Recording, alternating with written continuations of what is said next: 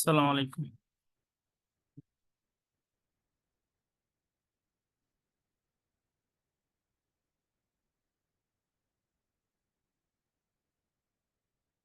Hello.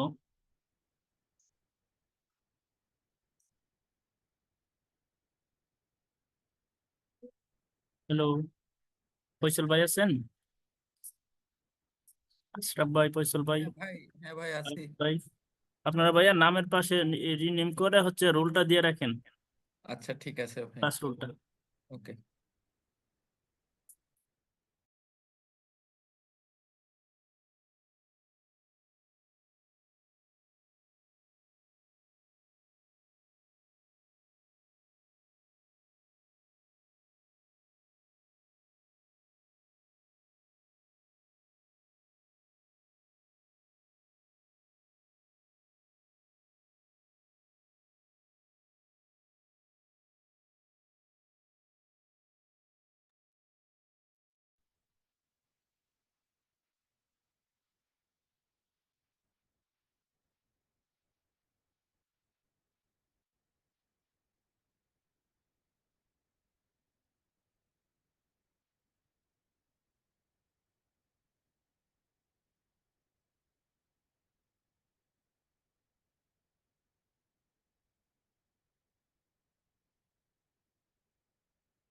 আমরা start করি, কি বলেন আপনারা?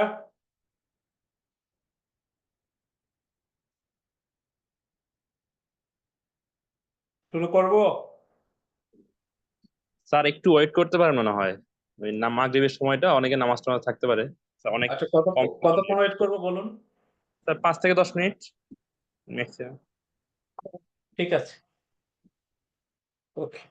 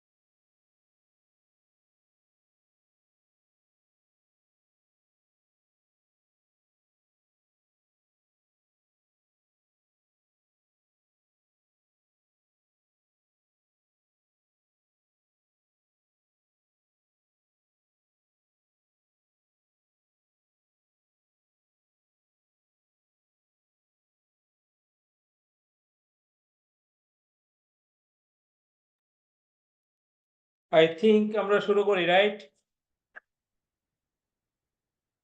জি স্যার, শুরু করা যাবে। ওকে, থ্যাংক ইউ।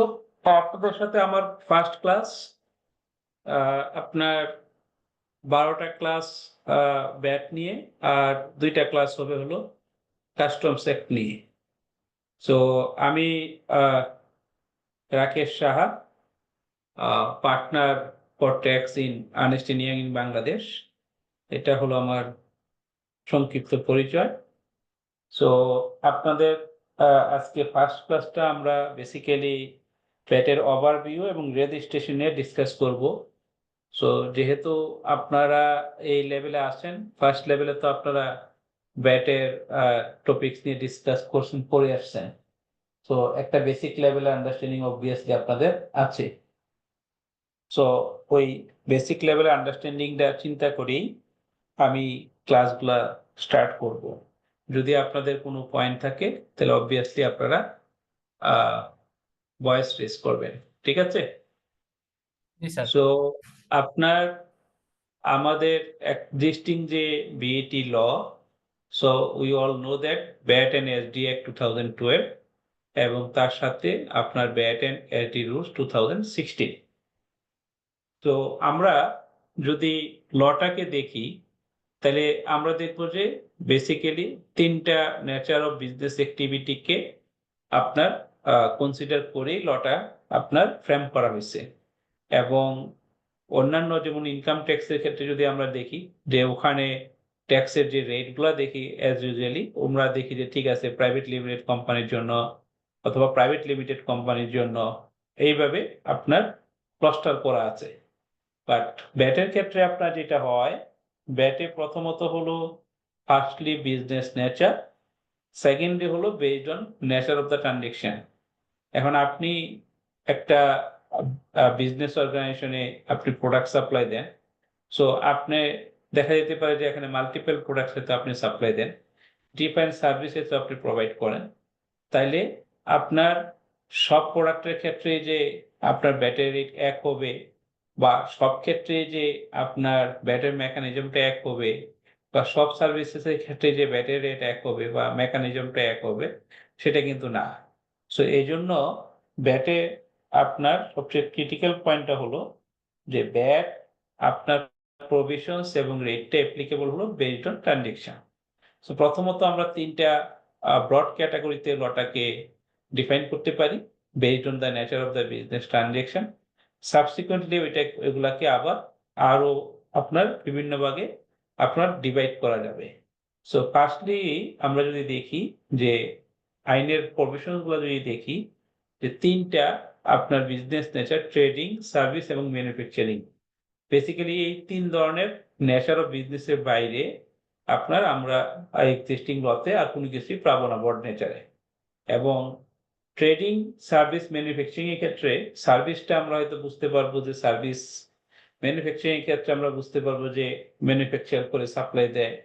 তো ট্রেডিং এর ক্ষেত্রে আপনার কিছুটা ব্যতিক্রম আছে। কিরকম ব্যতিক্রম? যে আপনার কোনো গুডস যদি ইম্পোর্ট করে উইদাউট এনি চেঞ্জিং যদি এটাকে সেল করা হয় তাহলে এটাকে ট্রেডিং বলে। আবার ম্যানুফ্যাকচারের কাছ থেকে পারচেস করে যদি বিক্রি করা হয় লোকালি, সেটাকে ট্রেডিং বলে। আবার আরেকজন ট্রেডারের কাছ থেকে গুডস পারচেস করে যদি বিক্রি করা হয় সেটাকেও ট্রেডিং বলে। তো তার মানে হলো ট্রেডিং এর মেইন কনসেপ্টটা হলো যে আপনি একটা গুডস আইদার ইম্পোর্ট করলেন অথবা লোকালি পারচেস করলেন without changing anything, shape, characteristics, যে কোনো জিনিস উইদাউট চেঞ্জিং এনিথিং, আপনি যদি এটাকে সাবসিকুয়েন্টলি সাপ্লাই দেন তাহলে ওই ট্রানজেকশনসটাকে আপনার ট্রেডিং অ্যাক্টিভিটি হিসেবে ট্রিট করা হবে। সো ব্রডলি 3টা বেসিসে আমরা লটাকে প্রাইমারিলি ডিফাইন করতে পারি। একটা হলো ফর ট্রেডার, একটা হলো ফর সার্ভিস প্রোভাইডার, আর একটা হলো ফর ম্যানুফ্যাকচারার। এই হলো 3টা ব্রড ক্লাস্টার। আপনার এই 3টা ব্রড ক্লাস্টারের বেসিসে আপনারা লটাকে ক্যাটাগরাইজ করতে পারবো। পয়েন্ট 1। দ্বিতীয় যে পয়েন্টটা, যে এই লটা ব্যাট এন্ড এসডি অ্যাক্ট 2012, এই লটা কিছু কিছু ক্ষেত্রে আপনার কাস্টমস অ্যাক্টের সাথে লিঙ্কড আছে। যেমন আপনার কাস্টম সেক্টরের সাথে লিঙ্কড আছে কিরকম, যে আমরা যদি দেখি যে গুডস, ঠিক আছে, সো যত ধরনের আপনার গুডস আছে, তো এই গুডস গুলাকে আপনার নিউমারিক কোডে আপনার ক্যাটাগরাইজ করা হয়। যেমন হইতে পারে যে ঠিক আছে, আমি যেহেতু বলছি এর আগে যে বেসড অন দা আপনার ট্রানজেকশন ব্যাটের রেট ডিফারেন্ট হতে পারে, তাইলে এই ট্রানজেকশনটাকে স্পেসিফিক্যালি ক্যাটাগরাইজ করার জন্য আপনার আমাদেরকে কি করতে হয়, কাস্টম সেক্টরে যে এইচএস কোড আছে সেই বেসিসে গুডসটাকে আপনার আইডেন্টিফাই করতে হয়।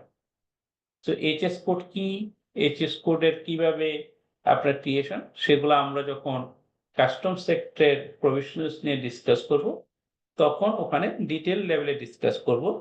বাট একটা পয়েন্ট আমরা এখানে বলে রাখি যে গ্লোবালি যত ধরনের প্রোডাক্টের ট্রেডিং হয় সবগুলাকে আপনার নিউমেরিক কোডে ক্লাসিফাই করা হয়, ওইগুলাকে বলা হয় হারমোনাইজেশন স্ট্যান্ডার্ডাইজেশন কোডিং সিস্টেম, মানে এইচএস কোড। এইচএস কোড দ্বারা প্রত্যেকটা আপনার গুডসকে আপনার নিউমেরিক কোডে কোডিফাই করা হয় এবং বাংলাদেশ পার্সপেক্টিভে ওই কোডগুলোর সংখ্যা হলো 8 ডিজিটের থাকে, 8 ডিজিটের 6 digit, first 6 digit globally same, last 2 digit হলো কান্ট্রি টু কান্ট্রি ভেরি করে। সো প্রোডাক্টের ক্ষেত্রে আপনার প্রোডাক্ট স্পেসিফিকেশনের বেসিসে আইডেন্টিফাই করার জন্য আপনার এই এইচএস কোড, কাস্টম সেক্টরের এইচএস কোডটা ভ্যাট অ্যাক্টে ইউজ হয়। তার মানে আমরা যদি একটা প্রোডাক্ট বলি যে পেন, কলম, তাহলে কলমের কিন্তু অনেক ধরনের ভ্যারাইটি আছে। তো দেখা যাবে যে সব কলমের আপনার একই ধরনের বৈশিষ্ট্য না, এক একটার এক এক ধরনের বৈশিষ্ট্য, এবং এই এক এক ধরনের বৈশিষ্ট্যের জন্য হইতে পারে কি যে আপনার কোডটা বিভিন্ন ধরনের হতে পারে। সো ট্রানজেকশনটাকে মোরলি স্পেসিফাই করার জন্য এবং অ্যাপ্রোপ্রিয়েটলি স্পেসিফাই করার জন্য, গুডসটাকে আইডেন্টিফাই করার জন্য আপনার এই এইচএস কোড ইউজ হয়। সেটা আপনার ভ্যাট অ্যাক্টের ক্ষেত্রে এটা কাস্টম সেক্টর এইচএস কোডটাকে ইউজ করা হয়। এগুলো একটা পয়েন্ট। দ্বিতীয় পয়েন্টটা হলো যে আপনার যখন একটা গুডস ইম্পোর্ট হয়, সেটা ফিনিশ গুডস হতে পারে অথবা র মেটেরিয়ালস হতে পারে।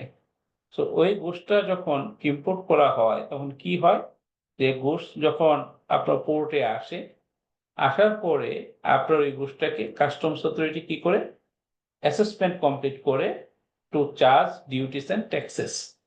তো ওই যে অ্যাসেসমেন্টটা কমপ্লিট করে কাস্টমস অথরিটি, তখন ওই যে গুডসটা ইম্পোর্ট করা হয় ওই ইম্পোর্টেড গুডসটার ভ্যালুটা নিয়ে আপনার কাস্টমসে ভ্যালুয়েশন রুলস আছে, মিনিমাম ভ্যালু আছে, টেরিফ ভ্যালু আছে। সো ওই ভ্যালুটা কি হবে, ওই ভ্যালুটা ডিটারমাইন করার জন্য অনেকগুলা আপনার অপশনস আছে, মানে রুলস আছে।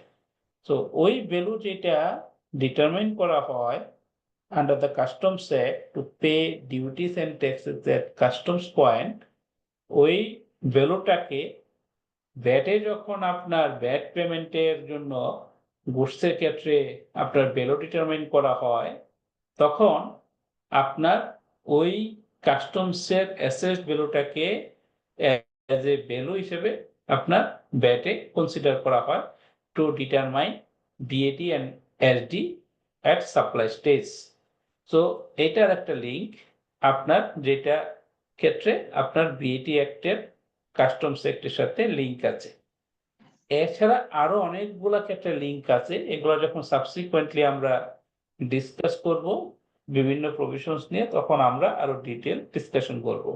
তো তার মানে আমি বলতে চাই যে ভ্যাট একটা আপনার অনেকগুলা প্রভিশনস ইমপ্লিমেন্ট করার ক্ষেত্রে আপনার কাস্টমস অ্যাক্টের সাথে লিঙ্কড।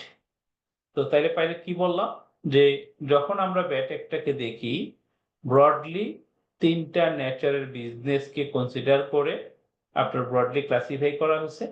পয়েন্ট 1, পয়েন্ট 2 হলো কাস্টমস সেক্টরের উপর সাথে লিঙ্কড আছে, এবং আপনার পয়েন্ট 3 আমরা বললাম যে যদিও ব্রড তিনটা নেচারে আপনার ক্যাটাগরাইজ করা হয়েছে, বাট আপনার ভ্যাটের প্রভিশনস এবং রেট ডিপেন্ড করে based on the nature of the transactions মানে এই আসলে যেই ট্রানজেকশনসটার উপরে বেস করে রেট এবং আদার প্রভিশনস অ্যাপ্লিকেবল হয় under the VAT and SD act.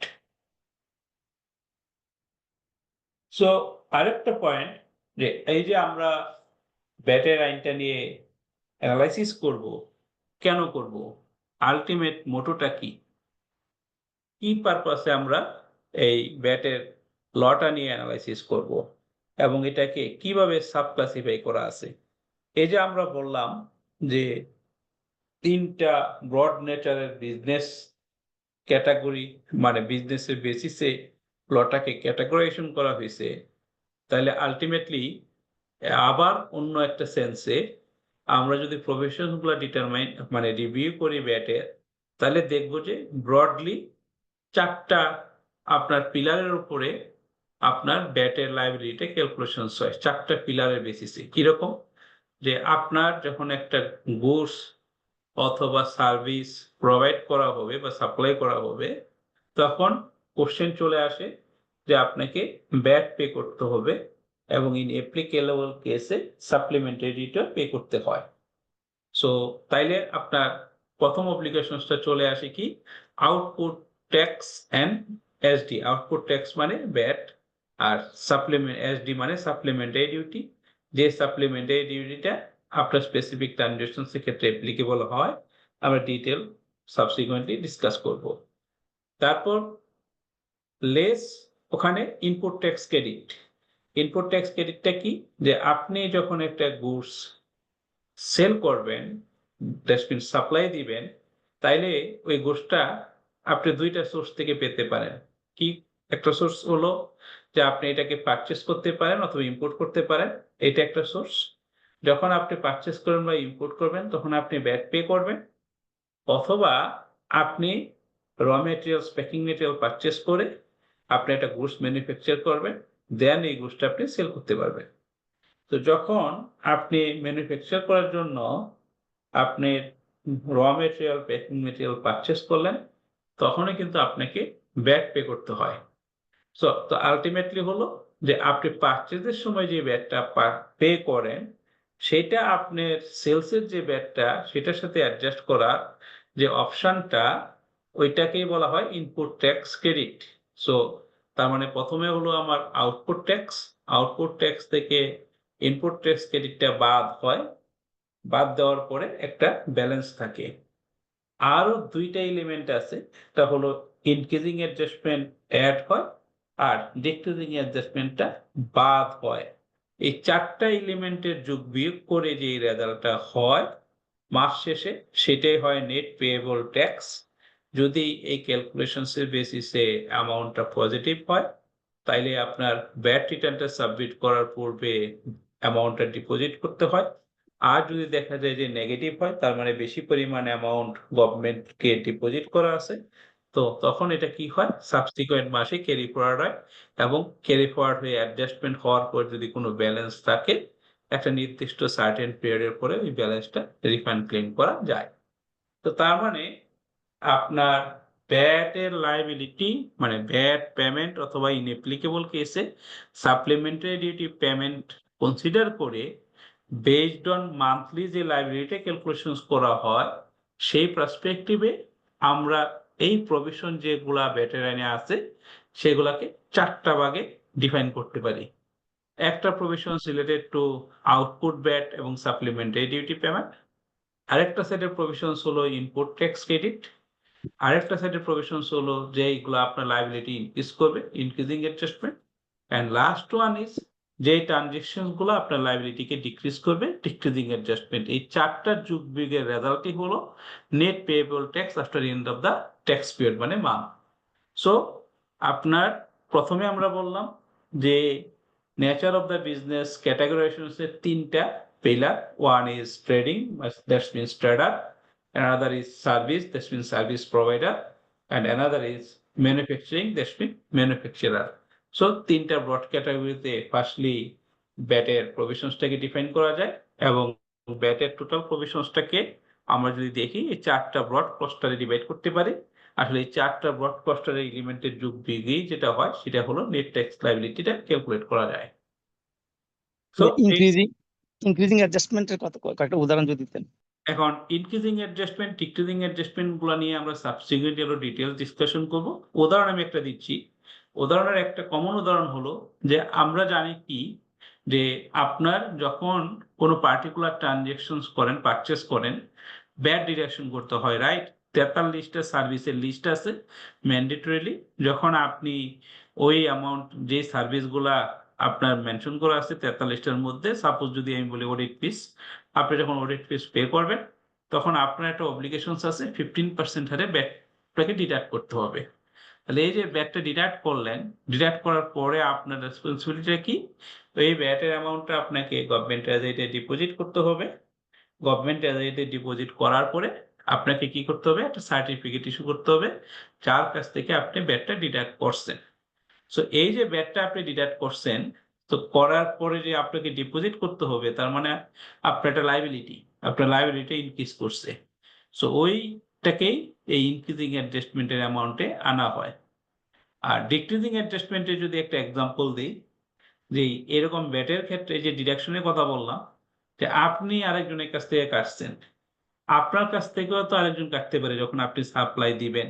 যদি আপনার ওই 43টা যে লিস্ট আছে সার্ভিস লিস্ট, ওই লিস্টের মধ্যে ইনপুট করা থাকে, তাহলে আপনার কাছ থেকে যদি কাটে, কাটার পরে আপনার যে কাস্টমার সে আপনাকে কি করবে? একটা সার্টিফিকেট ইস্যু করবে যে আপনার কাছ থেকে ব্যাটটা ডিডাকশন করা হয়েছে। তাহলে ওই সার্টিফিকেটের বেসিসে কি করবেন? আপনি আবার বেনিফিট পাবেন, যেটা আপনার লাইব্রেরিকে ডিক্রিজ করবে।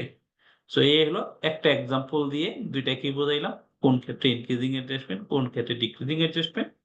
এখানে আরো কিছু ট্রানজেকশনস আছে যেগুলাকে ইনক্রিজিং অ্যাডজাস্টমেন্ট এবং ডিক্রিজিং অ্যাডজাস্টমেন্ট হিসেবে আইডেন্টিফাই করা আছে। তবে এই ইনক্রিজিং অ্যাডজাস্টমেন্ট এবং ডিক্রিজিং অ্যাডজাস্টমেন্টের যে প্রভিশনস ইজ ভেরি লিমিটেড। দুইটার ক্ষেত্রে দুইটা ডেফিনেশন আছে, ওখানে যেগুলো ডিফাইন করা আছে যে কোনগুলো ইনক্রিজিং অ্যাডজাস্টমেন্টের জন্য আপনার ইয়ে হবে, ডেফিনেশনে আসবে, আর কোনগুলো ডিক্রিজিং অ্যাডজাস্টমেন্টের ডেফিনেশনে যাবে। এটার বাইরে অ্যাকচুয়ালি আর ইনক্রিজিং অ্যাডজাস্টমেন্ট বা ডিক্রিজিং অ্যাডজাস্টমেন্টের অন্য কোনো প্রভিশনস নাই। অবভিয়াসলি স্টেপ বাই স্টেপ যখন আমরা ডিসকাস করব তখন ডিটেল আরো ডিসকাস করব। ওকে, সো এই হলো ওভারঅল আপনার লায়াবিলিটি ক্যালকুলেশনস। এগুলো বলার কারণ হলো তাহলে যখন আমরা সাবসিকুয়েন্টলি যাব তাহলে আপনাদের এগুলোর সাথে আপনারা ইন্টারলিঙ্ক করতে পারবেন।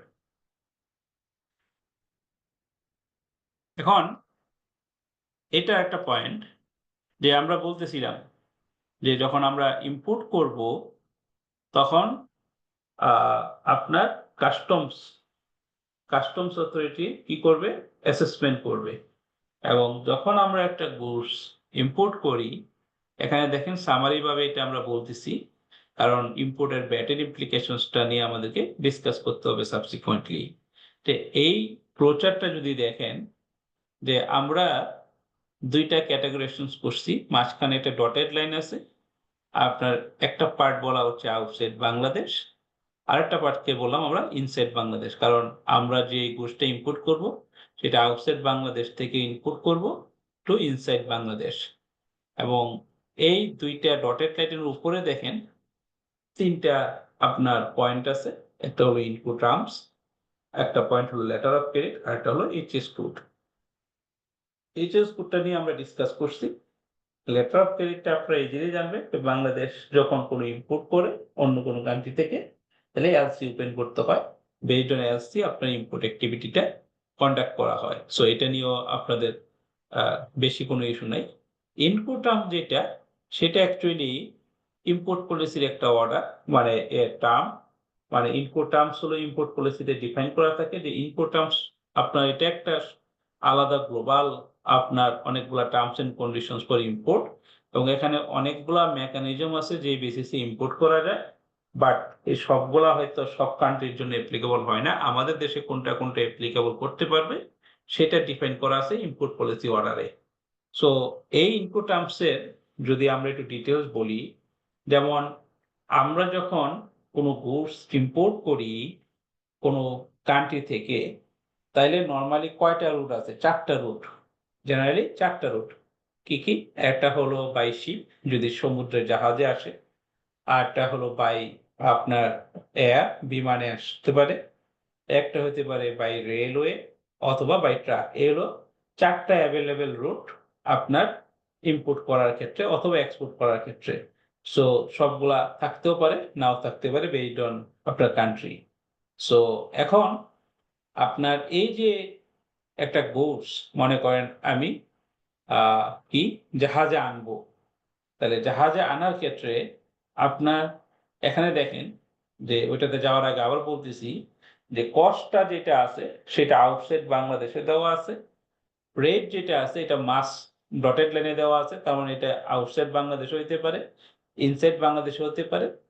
আর ইন্স্যুরেন্স যেটা আছে সেটা বাংলাদেশে আছে, ল্যান্ডিং চার্জ যেটা আছে সেটাও বাংলাদেশের মধ্যে আছে। তার মানেটা কি, মনে করেন আমি একটা গুডস যখন ইম্পোর্ট করব, তাইলে গুডস, ঠিক আছে, মনে করেন চীন থেকে আমি একটা র মেটেরিয়াল ইম্পোর্ট করবো এবিসি, র মেটেরিয়ালটা গুডস। তা আমি যখন গুডসটা ইম্পোর্ট করব, তাইলে ইম্পোর্ট করার ক্ষেত্রে আমি চিন্তা করব যে আমার কনভিনিয়েন্ট ওয়েতে এটা ইম্পোর্ট করার ওয়েটা কি, এটা কি শিপ, এটা কি বাই এয়ার, এটা কি আপনার রেল, এটা কি বাই রুট। তাহলে যেটা আমার কনভিনিয়েন্ট সেই বেসিসে আমি ইম্পোর্ট করব। আবার এটা হতে পারে যে ঠিক আছে, আমি যখন যে দেশ থেকে গুডসটা ইম্পোর্ট করব, ওই দেশের যে আমাকে সাপ্লায়ার, তার সাথে আমি নেগোসিয়েশনটা করতে পারি যে ঠিক আছে, শুধু পণ্যের দাম না, আপনি ফ্রেট সহ যে এই জাহাজে আসবে গুডসটা, চিটাং পোর্ট পর্যন্ত ফ্রেট সহ আপনার গুডসটা কত হবে। তাহলে তখন কি হবে, যে আপনার সাপ্লায়ার আউটসাইড দ্য কান্ট্রি চীনের, সে কি করবে, গুডসটা একবারে ওই চীনের কোনো পোর্টে জাহাজ সে পৌঁছায় দিবে এবং জাহাজের ভাড়া সহ পে করে দিবে। আবার ফ্রেটটা হইতে পারে যে না ঠিক আছে, আমি হয়তো চীনের যেই সাপ্লায়ার তাকে বললাম যে ঠিক আছে, আপনার আমি জাহাজের ভাড়া পে করব বাংলাদেশ থেকে, আপনি গুডসটা শিপে দিয়ে দিয়েন। তাহলে তখন হইল কি, শুধু পণ্যের দামটা আমি আরসি করে পাঠাবো, বাংলাদেশে আমি শিপের যে ফ্রেট কস্টটা সেটা বাংলাদেশে ফ্রেট করার বা শিপিং এদেরকে পে করব। এখন এটা যে গুডসটা চীন থেকে বাংলাদেশে আসতেছে জাহাজে, তাহলে জাহাজে দুর্ঘটনা করতে পারে, এটা জাহাজে জলে ডুবে যেতে পারে, ফায়ার হইতে পারে, এটা আবার কি হইতে পারে, আপনার ছিনতাই হয়ে চলে যেতে পারে, অন্য কেউ নিয়ে নিতে পারে। তাহলে এই দুর্ঘটনাগুলোর জন্য তখন কোশ্চেন আসে ইন্স্যুরেন্স। তো ইন্স্যুরেন্সটা আপনার নর্মালি ইম্পোর্ট পলিসি অর্ডারে বলা আছে যে যখন কোনো গুডস ইম্পোর্ট হবে, একটা দুইটা এক্সেপশনাল কেস বলা আছে ওখানে, গভর্নমেন্ট টু গভর্নমেন্ট অ্যারেঞ্জমেন্টের ক্ষেত্রে, ওইগুলা ছাড়া অল কেসে আপনাকে ইন্স্যুরেন্স করতে হবে বাংলাদেশ থেকে। তাহলে ইন্স্যুরেন্সটা দেশের বাইরে থেকে করা সম্ভব হবে না। এই জন্য আমরা কিন্তু ইন্স্যুরেন্সটাকে রাখছি বাংলাদেশের ভিতরে, ফ্রেটটা রাখছি মাঝামাঝি। ফ্রেটটা ডিপেন্ড করে যে ইনপুট করবে তার উপর, যে সে কি আপনার একসাথে ফ্রেট সহ পারচেস করবে, কস্ট সহ আপনার নেগোশিয়েট করবে, নাকি শুধু প্রোডাক্টের কস্ট বেসিসে ইম্পোর্ট করবে। আর ল্যান্ডিং চার্জ যেটা এখানে দেওয়া আছে, দেখেন যে আপনি যখন গুডসটা ইম্পোর্ট করলেন, তখন কি হয়, আমাদের দেশে যখন গুডসটা ইম্পোর্ট করে আসে পোর্টে, একবারে পোর্টে চলে আসে না, কিন্তু এটা পোর্ট থেকে একটু দূরে থাকে। কারণ আমাদের পোর্টে পর্যন্ত অনেক ক্ষেত্রে আপনার কি হয়, গুডস আসে না ডিউ টু আমাদের পোর্টের ডিপ যেটা আছে সেটার বেসিসে। তো তখন কি হয়, ওই যে জাহাজ, বড় জাহাজ, ওখান থেকে গুডসটা আপনার ছোট জাহাজে করে, হ্যাঁ, আবার এটা পোর্টে আসে। তাহলে এই যে ছোট বড় জাহাজ থেকে ছোট জাহাজে করে গুডসটা আসলো, এটা এক্সটিবিটারিং অ্যাক্টিভিটিস বলা হয়। So mother vessel to feeder vessel, বড় জাহাজ থেকে ছোট জাহাজে, এবং এটাকে লোডিং আনলোডিং হয় একবার বড় জাহাজ থেকে ছোট জাহাজে, ছোট জাহাজ থেকে আবার কোথায় আসলো, আপনার এই পোর্টে। এই যে টোটাল আপনার এখানে একটা কস্টের ইনভলভমেন্ট আছে, এটা হলো ল্যান্ডিং চার্জ।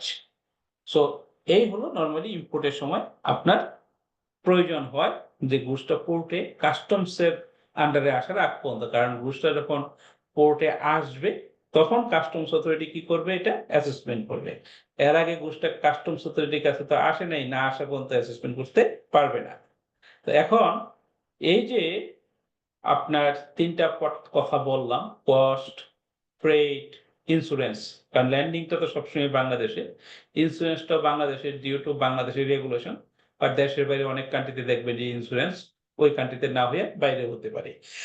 সো এই তিনটা কস্টকে নিয়েই, এবং এই সমুদ্রের মাঝখানে মানে আপনার এই রিস্কটাকে কনসিডার করেই আপনার এই ইনপুট টার্মসটাকে গ্লোবালি ডিফাইন করা হয়।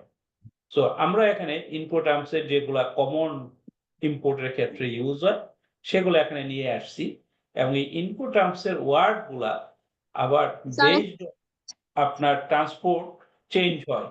জাহাজে আসলে এক ধরনের বলা হয়, আবার যদি এটা বিমানে আসে এটা অন্য ধরনের বলা হয়। যেমন আমরা যদি শুধু গুডসের দামটা আমরা আপনার ফরেন আপনার যে সাপ্লায়ার তার সাথে নেগোশিয়েট করি, জাহাজে আসলে এটাকে বলা হয় FOB, that means free on board. আর যদি এটা যদি বিমানে আসে তাহলে বলা হয় free carrier, that means FCA. আবার আপনার জাহাজে যখন গুডসটা আসলো তখন ওই গুডসের সাথে যদি আপনি ফ্রেট সহ আপনার নেগোশিয়েট করেন তখন ওইটাকে বলা হয় সিএফআর, কস্ট এন্ড ফ্রেট। এবং বিমানে আসলে এটাকে বলা হয় CPT, carriers paid to. At the same time যদি ইন্স্যুরেন্সও আপনার বায়ারের মানে সাপ্লাইয়ের সাথে কন্ট্যাক্ট করা থাকে তখন যে কস্টটা সেটাকে বলা হয় সিআইএফ, কস্ট ইন্স্যুরেন্স ফ্রেট জাহাজে আসলে। এবং যদি এটা বিমানে আসে তখন এটাকে বলা হয় CIP, carriers and insurance paid to. So একই জিনিস, but due to change of the transportation তখন নামগুলো চেঞ্জ হয়ে যায়। তো এই বেসিস হলো নরমালি ইম্পোর্টের মেকানিজম। এই বেসিসে যখন গোশটা আপনি ইম্পোর্ট হবে, পোর্টে আসবে, তখন আপনার ডিউটিস এন্ড ট্যাক্সেস ক্যালকুলেশনস করবে বাই দ্য কাস্টমস অথরিটি। আপনি তারপর ডিউটিস এন্ড ট্যাক্সেস পে করবেন, অ্যাসেসমেন্ট কমপ্লিট হলে গোশটা আপনি রিলিজ করতে পারবেন। তাহলে এই যে দেখেন এখানে ডটেড পয়েন্ট থেকে আপনার এই মাঝখানের পয়েন্টটা পর্যন্ত এটা হলো কাস্টমসের কন্ট্রোলে থাকে। মানে অ্যাসেসমেন্টটা যখন কমপ্লিট হয়ে গেল তখন থার্ড যে ব্লকটা ট্রান্সপোর্টেশন, তার মানে আপনি পোর্ট থেকে এটা রেলে আসতে পারে যদি রেলে যোগাযোগ থাকে, অথবা নদীপথে আসতে পারে, অথবা আপনার ট্রাকে আসতে পারে। তখন এই ট্রান্সপোর্টেশন আপনার লোকাল, এবং এই বেসিসে গুডসটা আপনার প্রিমিসেসে আসে। যদি ফ্যাক্টরি ম্যানুফ্যাকচার হয় তাহলে ফ্যাক্টরিতে, কমার্শিয়াল ইম্পোর্টার মানে শুধু ফিনিশ গুডস ইম্পোর্ট করলে কমার্শিয়াল ইম্পোর্টার প্লেসে। তো এইভাবে লোডিং প্রসেসটা লোডিং আনলোডিংটা কোথায় যোগ হচ্ছে? লোডিং আনলোডিং পোর্টে হচ্ছে। লোডিং আনলোডিং একটা কষ্ট আছে না, মানে এই যে মাল উঠানো নামানো খরচ, এই যে ল্যান্ডিং চার্জ, পোর্টের ও, ল্যান্ডিং চার্জ, ল্যান্ডিং চার্জ আছে। আচ্ছা, ঠিক আছে। ঠিক আছে। সো এই বেসিসে আপনার কি হয়, গুডসটা আপনার রিলিজ হয় ফ্রম ইম্পোর্ট টু আপনার রিলিজ এবং rich two destination, that means place of manufacture অথবা প্লেস অফ ইম্পোর্ট। তো এই যে আপনার প্রসেসে কাজটা হলো, এই প্রসেসের কাজটা হওয়ার ক্ষেত্রে আমাদের যে মেইন পয়েন্টটা হলো যে আপনার ডিউটিস এন্ড ট্যাক্সেস পে করতে হয়। সো এই ডিউটিস এন্ড ট্যাক্সেস পে করার ক্ষেত্রে আপনার কাস্টমসে 6 ধরনের ডিউটিস এন্ড ট্যাক্সেস থাকে, but based on the nature of the product এই 6 ধরনের ক্ষেত্রে কিছু এক্সেমশন থাকতে পারে, কিছু অ্যাপ্লিকেবল নাও হতে পারে, এবং রেট বিভিন্নভাবে এটা ভেরি করতে পারে। এগুলো নিয়ে আমরা সাবসিকুয়েন্টলি আরো ডিটেইল ডিসকাশন করব। এই 6 ধরনের ডিউটিস এন্ড ট্যাক্সেস এর মধ্যে যদি আমরা দেখি যে কাস্টম ডিউটি আর regulatory duty, supplementary duty, VAT, AIT, AT, এই 6 ধরনের ডিউটিস এন্ড ট্যাক্সেস আপনার নরমালি ইম্পোর্টে পোর্টে কালেকশন করা হয়। তো কাস্টম ডিউটি আর রেগুলেটরি ডিউটি এই দুই ধরনের ডিউটি কালেক্ট করা হয় under the customs act. Supplementary duty, VAT আর এটি, এই 3 ধরনের আপনার ডিউটিস এন্ড ট্যাক্সেস কালেক্ট করা হয় হলো ভ্যাট অ্যাক্টের আন্ডারে। আর এআইটি যেটা অ্যাডভান্স ইনকাম ট্যাক্স, এই এআইটি কালেক্ট করা হয় হলো আপনার as per income tax act. তো এই 6 ধরনের ডিউটির মধ্যে এই 3 ধরনের ডিউটি আপনার ভ্যাট অ্যাক্টের আন্ডারে ক্যালকুলেশন হয়। তো সেটা আমরা সাবসিকুয়েন্টলি যখন ডিসকাস করব তখন এগুলো আরো ডিসকাস করব। আর কাস্টমস এর যেগুলা সেগুলো আমরা এখানে প্রিলিমিনারি হয়তো সাবসিকুয়েন্টলি ডিসকাস করব, বাট আরো ডিটেইলস ডিসকাস করব যখন কাস্টমস নিয়ে আমরা ডিসকাস করব। ওকে, এখানে কোনো কোশ্চেন আছে? নাই, ঠিক আছে। সো এই হলো আপনার জেনারেল আপনার ওভারভিউ। আমরা দেন টপিক্স টু টপিক্সে যখন আমরা যাব তখন আমরা আরো ডিসকাশন করব টপিক্স টু টপিক্সের বেসিসে। এই বেসিস ধরেই আমরা এখন স্টেপ বাই স্টেপ এক একটা টপিকসে যাব। তার মধ্যে আমাদের কাছে আসতেছে ফার্স্ট টপিক যেটা রেজিস্ট্রেশন এন্ড এনলিস্টমেন্ট, কারণ এটা দ্বারাই আপনার ব্যাট আইনের আন্ডারে ব্যাট পেমেন্টের অব্লিগেশনসটা ক্রিয়েট হয়। আপনাকে আগে রেজিস্ট্রেশন নিতে হবে অথবা এনলিস্টমেন্ট নিতে হবে, তাইলে আপনি ব্যাট অ্যাক্টের আওতায় আসলেন, তারপর আপনি ব্যাট পে করবেন অথবা সাপ্লিমেন্টারি ডিউটি পে করবেন অথবা আপনি টার্নওভার ট্যাক্স পে করবেন, এই প্রভিশন গুলা আসবে। সো এই জন্য ব্যাটের আওতায় আসার ফার্স্ট এন্ট্রিটা হলো আপনার রেজিস্ট্রেশন অ্যান্ড এনলিস্টমেন্ট।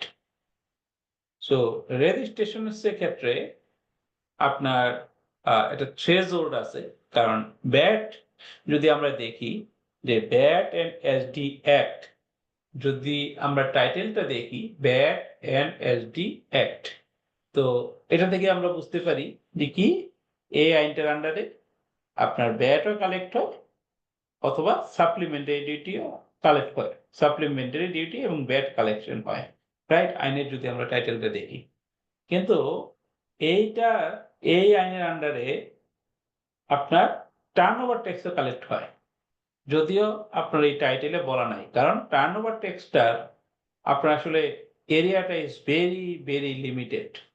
প্র্যাকটিক্যালি হয়তো আপনি খুঁজেই পাবেন না কে টার্নওভার ট্যাক্স পে করে, বাট যদিও টার্নওভার ট্যাক্স পে করে, বাট আমরা টাইটেলটা দেখলে বুঝবো যে এখানে শুধু এই অ্যাক্টের আন্ডারে ব্যাট এবং সাপ্লিমেন্টারি ডিউটি কালেক্ট হয়, অন্য কিছু কালেক্ট হয় না, কারণ যেহেতু আপনার আইনের টাইটেলে এটা বলা নাই। বাট ব্যাট এবং এসডির বাইরে টার্নওভার ট্যাক্সের প্রভিশনসও এই ব্যাট এন্ড এসডি অ্যাক্ট দ্বারা আপনার কভার করা আছে, ফার্স্ট পয়েন্ট। সেকেন্ড পয়েন্ট হলো ব্যাট আর টার্নওভার ট্যাক্স হলো অল্টারনেটিভ। যে ক্ষেত্রে ব্যাট অ্যাপ্লিকেবল হয় সেক্ষেত্রে টার্নওভার ট্যাক্স অ্যাপ্লিকেবিলিটি হয় না, যে ক্ষেত্রে টার্নওভার ট্যাক্স হয় সেক্ষেত্রে ব্যাটের অ্যাপ্লিকেবিলিটি হয় না। সো একটা আরেকটা অল্টারনেটিভ। তো এখন এই কনসিডারিং দ্যাট একটা থ্রেশহোল্ড আপনার ফিক্স করা আছে, যে থ্রেশহোল্ডটা অ্যাকচুয়ালি আপনার শুরু থেকে এক ধরনের ছিল, এই বছর 9 তারিখে আপনার এই জানুয়ারির 9 তারিখে এই থ্রেশহোল্ডটাকে চেঞ্জ করে ফেলা হয়েছে, ঠিক আছে? চেঞ্জ করে নতুন একটা থ্রেশহোল্ড এখানে নিয়ে আসা হয়েছে। সো পাঁচটা নিয়ে আমরা ডিসকাস করতেছি না, এখনকার কি আছে সেটা ডিসকাস করি। এখনকার এই থ্রেশহোল্ডটা যদি দেখি যে আপনার 0 থেকে 30 লাখ টাকা পর্যন্ত যদি টার্নওভার হয়, তাইলে কারোর আপনার ব্যাট রেজিস্ট্রেশন অথবা টার্নওভার ট্যাক্স এনলিস্টমেন্ট দরকার নাই। বা 30 লাখ টাকা থেকে এক্সিড করে যদি 50 লাখ টাকা টার্নওভারের মধ্যে থাকে, তাইলে আপনার টার্নওভার ট্যাক্স এনলিস্টমেন্ট আপনার দিতে হয়। আর 50 লাখ টাকা যদি এক্সিড করে, তাহলে আপনার ব্যাট রেজিস্ট্রেশন নেওয়ার প্রভিশনস আছে। সো এটা হলো একটা নর্মাল থ্রেশহোল্ড। এখন আরেকটা প্রভিশনস আছে যে আপনার অনেক ক্ষেত্রেই আপনার ম্যান্ডেটরি ব্যাট রেজিস্ট্রেশনস এর প্রভিশনস ডিফাইন করা আছে ইররেসপেক্টিভ অফ টার্নওভার। যেমন কি, যেমন এখানে যদি আমরা এই থ্রেশহোল্ডটা দেখি, তাহলে এটা থেকে আমরা জেনারেলি বুঝতে পারি যে আমার যদি ব্যবসায় টার্নওভার 30 লাখ টাকা হয়, তাহলে আমার আর ব্যাট লাইবিলিটি বা কোনো কিছু নাই, জেনারেলি যদি আমরা দেখি। আবার আমরা চিন্তা করতে পারি, ও আমার 30 লাখ টাকা এক্সিড করছে বা 50 লাখ টাকা এক্সিড করে নেয়, তাহলে হয়তো আমার ব্যাটের কোনো ইস্যু নাই, আমি টার্নওভার ট্যাক্স পে করবো। ব্যাটের অপশন কোথায় কখন আসবে? যখন ওই 50 লাখ টাকা এক্সিড করবে। কিন্তু প্র্যাকটিক্যালি এবং সাবস্টিটিউয়েন্টলি যদি ল দেখি, তখন খুঁজে দেখব যে আপনার প্রভিশনস আছে যে অনেক ক্ষেত্রে ম্যান্ডেটরি ব্যাট পেমেন্টের ইররেসপেক্টিভ অফ টার্নওভার। তার মানে কি, যে আপনার 1 টাকাও যদি টার্নওভার হয়, যদি আমরা কথা বলি, তাইলে আপনাকে ব্যাট রেজিস্ট্রেশন নিতে হবে ওই 0 to 30 লাখ অথবা 30 লাখ to 50 লাখের ওই অব্লিগেশনসটাতে আমরা আসবো না। এইটা কোন ক্ষেত্রে অ্যাপ্লিকেবল সেটা আমরা সাবসিকুয়েন্টলি দেখব। তার মানে তাহলে আমরা বলতেছি যে থিওরিটিক্যালি প্রথমে যদিও বলা আছে এরকম আপনার থ্রেশহোল্ডের বেসিসে রেজিস্ট্রেশন অথবা এনলিস্টমেন্ট অথবা কোনো কিছুই দরকার নাই, সাবসিকুয়েন্টলি আমরা দেখব যে আসলে যেগুলার ক্ষেত্রে ম্যান্ডেটরি ব্যাট রেজিস্ট্রেশনের কথা বলা আছে, সেটা দেখতে দেখবো যে আর কোনো মনে হয় বিজনেস বাকি নাই যেগুলোর ক্ষেত্রে আসলে ব্যাট রেজিস্ট্রেশনের দরকার নাই। তো টেকনিক্যালি আপনি দেখবেন, এই জন্যই আগে বলছিলাম এই টার্নওভার ট্যাক্স এনলিস্টমেন্টের প্রভিশনসটা থাকলেও এটার application is very very very very limited. আপনি হয়তো খুঁজেই পাবেন না কারো টার্ন ওভার ট্যাক্স অ্যানালিসমেন্ট আছে কিনা। এ হলো ফার্স্ট পয়েন্ট। দ্বিতীয় রেজিস্ট্রেশন এর ক্ষেত্রে পয়েন্টটা হলো যে একটা সময় যখন ব্যাট অ্যাক্ট 1991 ছিল তখন আর রেসিডেন্ট নন রেসিডেন্টের এরকম কোনো ক্রাইটেরিয়া ছিল না। আমরা এই রেসিডেন্ট নন রেসিডেন্টের ক্রাইটেরিয়াটা আমরা দেখতাম কোথায়? Income tax. সো বাট এই এখনকার যে ব্যাট এন্ড এসডি অ্যাক্ট 2019 যেটা 1st ডে অফ জুলাই 2019 থেকে ইমপ্লিমেন্ট হয়েছে, সেখানে কিন্তু রেসিডেন্ট নন রেসিডেন্টের ডেফিনেশন আছে এবং এই ক্রাইটেরিয়ার বেসিসে ব্যাটের রেজিস্ট্রেশনসও ডিফারেন্ট আছে। কিরকম ডিফারেন্ট আমরা সাবসিকুয়েন্টলি যাব। সো এই রেসিডেন্ট নন রেসিডেন্টের যদি সংজ্ঞা দেখি, নর্মালি ইনকাম ট্যাক্সের যে ডেফিনেশন আছে সেই রকম অলমোস্ট সেম, দুই একটা ছোটখাটো চেঞ্জ ছাড়া। কিরকম? যেমন আপনার আবার চেঞ্জ কোনোটাই না, হয়তো টেকনিক্যালি বোঝা যায় চেঞ্জ, পড়লে বোঝা যাবে চেঞ্জ না। কিরকম? যেমন আপনার stay in Bangladesh for more than 180 days in a current calendar year. তাহলে প্রথম যেই পয়েন্টটা বলছে more than 182 days in a current calendar year. Income ট্যাক্সে কি আছে?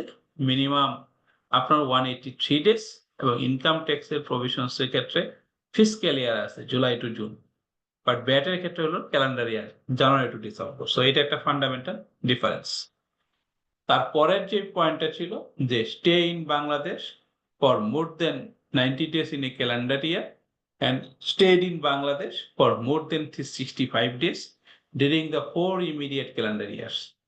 So আপনার ট্যাক্সে কি আছে? ওখানে বলা আছে আপনার minimum 90 days in a calendar year, হ্যাঁ, সো আর minimum 365 days during immediate preceding 4 years. So এই হলো আপনার পয়েন্ট। এখানে বেসিক সবচেয়ে বড় পয়েন্টটা হলো ইনকাম ট্যাক্সে ফিসক্যাল ইয়ার আর ব্যাটে হলো ক্যালেন্ডার ইয়ার। এখন আপনারা বলতে পারেন যে আসলে এই রেসিডেন্ট আর এই নন রেসিডেন্টের ক্যাটাগরাইজেশন করে লাভটা কি ব্যাটে? কারণ ব্যাটটা তো আসলে ডোমেস্টিক্যালি পে হয়, বাংলাদেশে সার্ভিস প্রোভাইড করলে মানে সাপ্লাই দিলে ব্যাট পে হবে, তাইলে এখানে আবার রেসিডেন্ট নন রেসিডেন্ট কেন আসলো? একটা আপনার জেনারেল কোশ্চেন রেজ হইতে পারে। রেসিডেন্ট নন রেসিডেন্ট আসার ক্ষেত্রে সবচেয়ে বড় যে পয়েন্টটা, যে একটা আপনার একটা প্রভিশনস এখানে ডিফাইন করা আছে যার জন্য অনেক নন রেসিডেন্টকে বাংলাদেশে ব্যাট পে করতে হয়। যে ক্ষেত্রে তার বাংলাদেশে কোনো কিছুই নাই, তার বাংলাদেশে অফিস নাই, সে বাংলাদেশ থেকে সার্ভিস প্রোভাইড করে না, তার বাংলাদেশে কোনো রেজিস্ট্রেশন নাই, তার কোনো ব্যাংক অ্যাকাউন্টও নাই, বাট তাকে বাংলাদেশে ব্যাট পেমেন্ট করতে হয়। এখন এই জন্য আপনার এই রেসিডেন্ট এই নন রেসিডেন্টের ক্যাটাগরাইজেশনটা এতে চলে আসছে। তাহলে দেন কোশ্চেনটা আসতেছে, তাহলে কোন ক্ষেত্রে আপনার এই ব্যাট পেমেন্টটা বাংলাদেশে করতে হয়, রাইট? তো সেটা আমরা একটু সাবসিকুয়েন্টলি ডিসকাস করব অবভিয়াসলি। তো এটার আগে আমরা যেটা বলতেছিলাম যে একটা পেন্ডিং পয়েন্ট রেখে গেছে, সেটা হলো আপনার টার্নওভার যাই হোক না কেন ম্যান্ডেটরি রেজিস্ট্রেশন। প্রথমত আপনার সেকশন 4 যদি আমরা দেখি, সেকশন 4 এর সাব সেকশন 2, ওখানে কতগুলা সার্কামস্টেন্সেস ডিফাইন করা আছে, যে ক্ষেত্রে বলা হয়েছে আপনাকে কি করতে হবে? ব্যাট রেজিস্ট্রেশন নিতে হবে ম্যান্ডেটরিলি। যেমন এখানে 6টা বাকেট আছে, এই 6টা বাকেটের 6 ধরনের আপনার সার্কামস্টেন্সে বলা আছে আপনাকে ব্যাট রেজিস্ট্রেশন নিতে হবে। কি কি? যে প্রথম পয়েন্টটা যদি দেখি, ওখানে বলছে supplies, manufacturers or imports goods or services subject to supplementary duty in Bangladesh. তাহলে কোনো গুডস যেটার ক্ষেত্রে সাপ্লিমেন্টারি ডিউটি বাংলাদেশে অ্যাপ্লিকেবল, ওই ধরনের ক্ষেত্রে আপনার ম্যান্ডেটরি ব্যাট রেজিস্ট্রেশন নিতে হবে। তার মানে কথাটা হলো সাপ্লিমেন্টারি ডিউটি মানে সম্পূরক শুল্ক বা এসডি পে করার ক্ষেত্রে আপনার ব্যাট রেজিস্ট্রেশন ম্যান্ডেটরি। তাহলে সেই ক্ষেত্রে টার্নওভার ট্যাক্স অ্যানালিসমেন্ট চিন্তা করা যাবে না, পয়েন্ট 1। সেকেন্ড বাকেটে কি বলছে? বলছে supplies goods services both against contract or work order or through participation in tender. তার মানে আপনি যদি টেন্ডারে পার্টিসিপেট করেন তাহলে আপনাকে ভ্যাট রেজিস্ট্রেশন ম্যান্ডেটরি। থার্ড বাকেটে বলছে কি ইম্পোর্ট এক্সপোর্ট বিজনেস, তার মানে আপনি যদি কোনো কিছু ইম্পোর্ট করেন অথবা এক্সপোর্ট করেন ভ্যাট রেজিস্ট্রেশনটা ম্যান্ডেটরি। এখানে সবচেয়ে বড় পয়েন্টটা হলো যে যখন আপনার ইম্পোর্ট অথবা এক্সপোর্ট হয় তখন যে ইম্পোর্টার অথবা যে এক্সপোর্টার তাকে আইডেন্টিফাই করার মেইন এলিমেন্টটাই হলো কিন্তু VAT registration BIN number. So এই জন্যই এখানে ইম্পোর্ট এবং এক্সপোর্ট বিজনেস বিন মানে ভ্যাট রেজিস্ট্রেশন ছাড়া আপনার সম্ভব না। এই জন্য আপনার এখানে এটাকে ম্যান্ডেটরি আপনার রিকোয়ারমেন্টে আপনার কি করা হয়েছে মেনশন করা হয়েছে। Establishes branch office or liaison office or project office of a foreign organization। যে আপনি এই ব্রাঞ্চ অথবা লায়াজন অফিস বা প্রজেক্ট অফিস যদি আপনার থাকে তাকে ম্যান্ডেটরি ভ্যাট রেজিস্ট্রেশন নিতে হবে ইরেসপেক্টিভ অফ এনি টার্নওভার। আমরা জানি লিয়াজ অফিসের কোনো আপনার সেলস হয় না, তার মানে তার রেভিনিউ জেনারেটিং অ্যাক্টিভিটি নাই, তো তারপরে তাকে রেজিস্ট্রেশন নিতে হবে। ভ্যাট এজেন্ট যারা হবে তাদের ভ্যাট রেজিস্ট্রেশন ম্যান্ডেটরি। এবং suppliers manufacturers or import specific goods or services or in any specific geographical area prescribed by NBR। So অনেকগুলা সার্কামস্টেন্সেস ডিফাইন করা আছে, এটার এগেইনস্টে একটা জেনারেল ইস্যু হয়েছে সাবসিকুয়েন্টলি দেখব। ওখানে বলা আছে যে কোন কোন গুডস অথবা কোন কোন সার্ভিস কোন কোন গুডস এর ম্যানুফ্যাকচার করলে ম্যান্ডেটরি ভ্যাট রেজিস্ট্রেশন, কোন কোন গুডস ট্রেডিং করলে ভ্যাট রেজিস্ট্রেশন ম্যান্ডেটরি, কোন কোন সার্ভিস প্রোভাইড করলে ভ্যাট রেজিস্ট্রেশন ম্যান্ডেটরি। সো এটার জন্য এখানে আমরা দেখলাম যে 6 ধরনের আপনার ক্যাটাগরাইজেশনস আছে, তার মধ্যে 5টা স্পেসিফিক আর 6 নাম্বারটা আপনার আরেকটা জেনারেল অর্ডারকে রেফার করছে। সো ওখানে যে যে ক্ষেত্রে বলা আছে সেই ক্ষেত্রে ম্যান্ডেটরি ভ্যাট রেজিস্ট্রেশন দিতে হবে। তো সেটা কি? সেটার জন্য একটা জেনারেল অর্ডার আছে, জেনারেল অর্ডার 17/2019 ইস্যু করা। ওখানে 3টা টেবিল আছে। একটা টেবিলে হচ্ছে ম্যানুফ্যাকচারার অফ গুডস, ওখানে অনেকগুলা গুডস ডিফাইন করা আছে, যেমন চকলেট, নুডলস, বিস্কুট, সোপ, এরকম অনেকগুলা। তাদের ক্ষেত্রে ভ্যাট রেজিস্ট্রেশন ম্যান্ডেটরি। আপনি টার্নওভার ট্যাক্স এনলিস্টমেন্ট নিয়ে এই ধরনের গুডস ম্যানুফ্যাকচার করতে পারবেন না। দ্বিতীয় যে টেবিলটা, ওই টেবিলটা হলো সার্ভিস প্রোভাইডার, মানে অনেকগুলা সার্ভিসের লিস্ট দেওয়া আছে যাদের ক্ষেত্রে আপনার ম্যান্ডেটরি ভ্যাট রেজিস্ট্রেশন নিতে হবে। তার মধ্যে কনস্ট্রাকশন ফার্ম, কনসালটেন্সি ফার্ম, আপনার প্রকিউরমেন্ট প্রোভাইডার, আইটিএস, ওইগুলা আরো অনেকগুলা ডিফাইন করা আছে। আর তৃতীয় যে টেবিলটা, ওখানের সাথে রিলেটেড ডিফাইন করা আছে সুপার শপ, শপিং মল।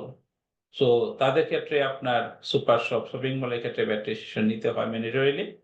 এবং অনেকগুলা গুডস কে ডিফাইন করা আছে, যে গুডস গুলা আপনি ট্রেডিং করলে আপনি কি করতে হবে ম্যান্ডেটরি ভ্যাট রেজিস্ট্রেশন নিতে হবে। যেমন cement, all kinds of goods made of ceramic and porcelain, GP sheet, CI sheet, MS product, এরকম অনেকগুলা গুডস ডিফাইন করা আছে। যদি ট্রেডিং করতে চায় তাহলে ওই ট্রেডারকে ম্যান্ডেটরিলি ভ্যাট রেজিস্ট্রেশন নিতে হয়। সেখানে টার্নওভার কত সেটা দেখার কোনো সুযোগ আর নাই। তো তার মানে হলো যে আপনার অনেকগুলা সার্কামস্টেন্সেস আমরা ডিফাইন করলাম, যেগুলার ক্ষেত্রে এই থ্রেশহোল্ড যেটা ডিফাইন করা আছে সেটা অ্যাকচুয়ালি অকেজো কাজ করে না। এটা আছে প্রথমে থাকার জন্য। দ্বিতীয় ক্ষেত্রে আমরা দেখব যে ওই জেনারেল অর্ডারটা দেখলে যে যে গুডস অথবা সার্ভিস গুলা দেখবো, তখন মনে হবে যে আর মনে কোনো গুডস অথবা সার্ভিস বাদ নাই যেগুলোর ক্ষেত্রে ভ্যাট রেজিস্ট্রেশন দরকার নেই। তো এই জন্যই আমি শুরুতে বলছিলাম যে টার্নওভার ট্যাক্সের প্রভিশনস থাকলেও এটা টেকনিক্যালি ইনএক্টিভ, আপনি খুঁজেই পাবেন না কারা কারা টার্নওভার ট্যাক্স পে করে। এগুলো প্রথম ধাপের কোশ্চেন। দ্বিতীয় ধাপে যেটা ছিল এই যে resident non resident are required to take, মানে কেন রেসিডেন্ট আর নন রেসিডেন্টের অপশনটা আসলো। এই রেসিডেন্ট নন রেসিডেন্ট অপশনটা আসার একটাই মাত্র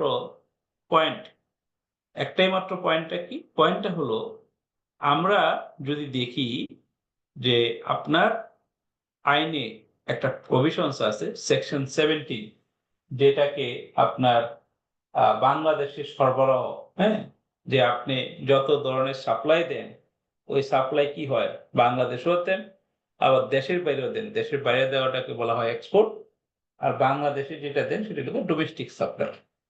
তো আপনার কোন কোন ক্ষেত্রে আপনার সাপ্লাই বাংলাদেশে হবে সেটার ডিটেলটা আপনার ডিফাইন করা আছে সেকশন 17 এ।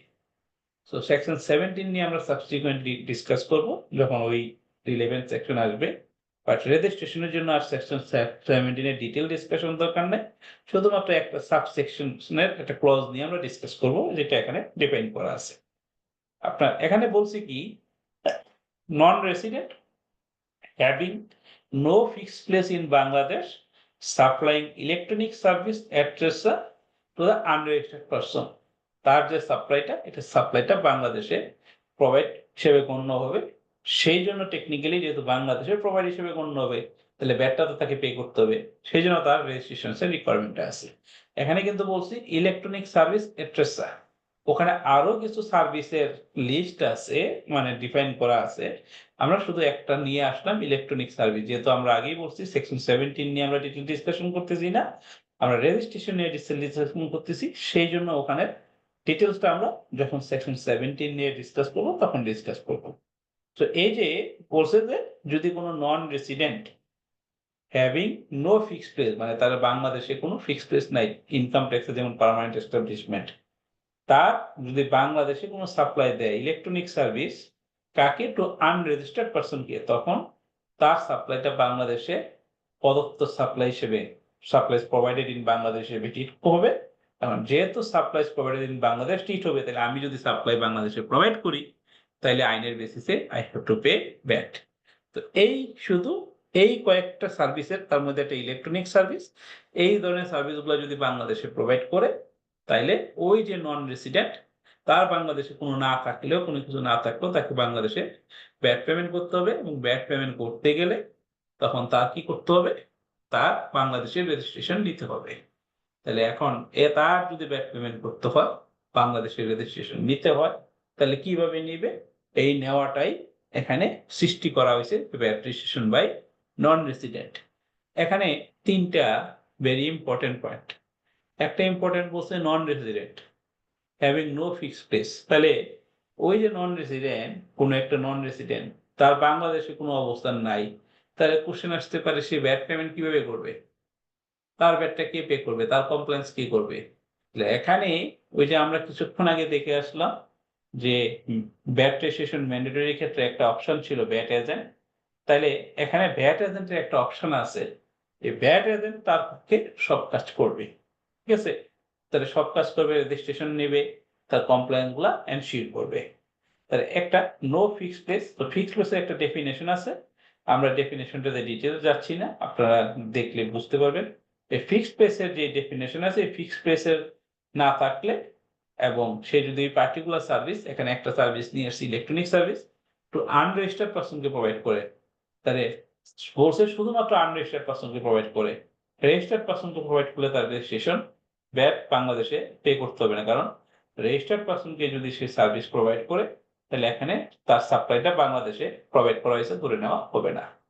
তাহলে এখানে আবার একটা ক্যাটাগরি চলে আসছে যে আমি কিভাবে আইডেন্টিফাই করব কে রেজিস্টার্ড কে আনরেজিস্টার্ড, কিভাবে আমি এটাকে আইডেন্টিফাই করে আমি আনরেজিস্টার্ড ব্যাট পে করব আর রেজিস্টার্ড ব্যাট পে করব, রেজিস্টার্ড মানে ব্যাট রেজিস্টার্ড। সো এটাকেও আমরা ডিসকাস করতেছি সাবসিকুয়েন্টলি। সো তার মানে ইলেকট্রনিক সার্ভিস কি হবে এটার একটা ডেফিনেশন আছে সেকশন 2 ক্লজ 18 এ, কোন কোন সার্ভিসগুলো ইলেকট্রনিক সার্ভিস হিসেবে ডিফাইন করা হবে। যেমন এখানে বলা হয়েছে electronic service means the following services when provided or delivered on or through a telecommunications network, a local or global information network or similar means, namely websites, web hosting, or remote maintenance of programs and equipment, software and the updating thereof delivered remotely, images, text and information delivered, access to database, self-education packages, music, films and games, and political, cultural, artistic, sporting, scientific and entertainment broadcast and telecast and events including telecasts. So এগুলা এই ধরনের সার্ভিসগুলো যদি বাংলাদেশে non resident supplier provide করে two unregistered person, তাহলে তাকে বাংলাদেশে আপনার ভ্যাট পে করতে হবে, কারণ এই সাপ্লাইস মেড উইদিন বাংলাদেশ হিসেবে ট্রিট করবে অ্যাজ পার সেকশন 17। দেন তাকে আপনার কি করতে হবে, ভ্যাটের রেজিস্ট্রেশন নিতে হবে। সো এটার একটা এক্সাম্পল হলো, একবারে কমন এক্সাম্পল হলো, আমরা যদি বলি যে এই যে আপনারা দেখবেন যে হয়তো নিউজ পেপারে দেখেন যে Google, Facebook, Microsoft, LinkedIn, Netflix, হ্যাঁ, আপনার অ্যামাজন, এরা ভ্যাট রেজিস্ট্রেশন নিছে, কারণ এদের এই সার্ভিসগুলা আপনার ইলেকট্রনিক সার্ভিসে পড়ে যায়। যেমন কি রকম যদি বলি, আমরা নেটফ্লিক্সে যদি একটা এক্সাম্পল দিই, নেটফ্লিক্সের করি আমরা মুভি ওয়াচ করি, রাইট? সেখানে দেখেন এখানে ইনপুট করা হচ্ছে মিউজিক, ফিল্মস এন্ড গেমস। তো তাইলে এখানে বলছি কি Netflix to the unregistered person. তো এখন কোশ্চেনটা আসতেছে, এই নেটফ্লিক্সের যে আপনার সাবস্ক্রিপশনটা, এটা তো কি হতে পারে, আমি ইন্ডিভিজুয়াল নিতে পারি, নিলে কি হয় আমার ক্রেডিট কার্ডের মাধ্যমে এটা পেমেন্ট হয়। আবার এটা আমি যখন ইন্ডিভিজুয়ালি নিলাম তখন আমি আনরেজিস্টার্ড হয়ে গেলাম, এই যে এখানে আনরেজিস্টার্ড পারসন। আবার এটাকে যদি আমি যে মনে করেন একটা অফিসে চাকরি করি, ওই অফিসের তো ভ্যাট রেজিস্ট্রেশন আসছে, ভ্যাট পে করে, তাহলে সে রেজিস্টার্ড, তাহলে ওই অফিস আপনার একটা নেটফ্লিক্সের সাবস্ক্রিপশন নিতে পারে, রাইট? তাহলে শুধুমাত্র নেটফ্লিক্স কার জন্য বাংলাদেশে ভ্যাট পেমেন্টের রেসপন্সিবল থাকবে, আমাকে যখন সে সাবস্ক্রিপশনটা দিল আনরেজিস্টার্ড, রেজিস্টার্ডের জন্য আপনার নেটফ্লিক্সের ভ্যাট পেমেন্টের অব্লিগেশন বাংলাদেশে নাই। এখন তাহলে কোশ্চেন আসতে পারে এটা কিভাবে আইডেন্টিফাই করবে, এক। দ্বিতীয় কোশ্চেন আসতে পারে কেন এই ধরনের বৈষম্যমূলক আইন করা হইলো। তৃতীয় কোশ্চেনটা আসতেছে তাইলে আপনার রিটার্ন যেটা কমপ্লায়েন্স যেটা করবে, তাহলে কি শুধু আনরেজিস্টার্ড পারসনস এর জন্য করবে না দুইটার জন্যই করবে? তাহলে প্রথম পয়েন্টটা হলো যে আনরেজিস্টার্ড পারসন, রেজিস্টার্ড পারসন যখন আইডেন্টিফাই হবে, সেটা আইডেন্টিফাই করাই হলো তার রেজিস্ট্রেশন প্রসেসের মাধ্যমে, যে যখন একজন রেজিস্ট্রেশন করবে নেটফ্লিক্সের সাবস্ক্রিপশন অ্যাভেল করার জন্য, তখনই তার এই ক্যাটেগরি থাকে যে আপনি রেজিস্টার্ড, নন রেজিস্টার্ড, ভ্যাট রেজিস্ট্রেশন আছে কিনা, ওইভাবে আইডেন্টিফাই করা যায় রেজিস্টার্ড, আনরেজিস্টার্ড। দ্বিতীয় হলো যে তাহলে আপনার কোশ্চেন আসতে পারে যে আনরেজিস্টার্ড ভ্যাটটা সে পে করবে, তাহলে রেজিস্টার্ড পারসনের ভ্যাটটা কিভাবে পে করবে? রেজিস্টার্ড পারসনের ভ্যাটটা পে করার একটা স্পেসিফিক মেকানিজম আছে, দিস ইজ সেকশন 20। এটাকে বলা হয় আপনার রিভার্স চার্জ মেকানিজম, যে আপনার রেজিস্টার্ড পারসন আপনার নিজে রিভার্স চার্জ বেসিসে ভ্যাটটা পে করে দেবে। এটা নিয়ে সাবসিকুয়েন্টলি আমরা ডিটেল ডিসকাশন করব। তার মানে ভ্যাট আলটিমেটলি পে করা হচ্ছে রেজিস্টার্ড পারসনকে সাপ্লাই দেওয়া হোক আর নন রেজিস্টার্ড পারসনকে, আনরেজিস্টার্ড পারসনকে সাপ্লাই দেওয়া হোক, বাট নেটফ্লিক্সের লায়াবিলিটি শুধু আনরেজিস্টার্ড পারসনের ক্ষেত্রে। রেজিস্টার্ড পারসনের ক্ষেত্রে যে রেজিস্টার্ড পারসন সেই রিভার্স চার্জ মেকানিজমে লায়াবল হয়ে যায় ভ্যাট পেমেন্টের জন্য। সো এই হলো আপনার requirement for taking the VAT registration by non-resident, particular case, not in all case. তাহলে আমার এই রেজিস্ট্রেশন বাই রেসিডেন্ট এবং হ্যাঁ। নন রেসিডেন্টের যে পয়েন্টটা সেটাও ডিসকাস করলাম। হ্যাঁ বলুন প্লিজ। স্যার প্রথম বলুন। পয়েন্টটা একবার বলুন স্যার, কিভাবে বুঝবো যে রেজিস্টার আনের?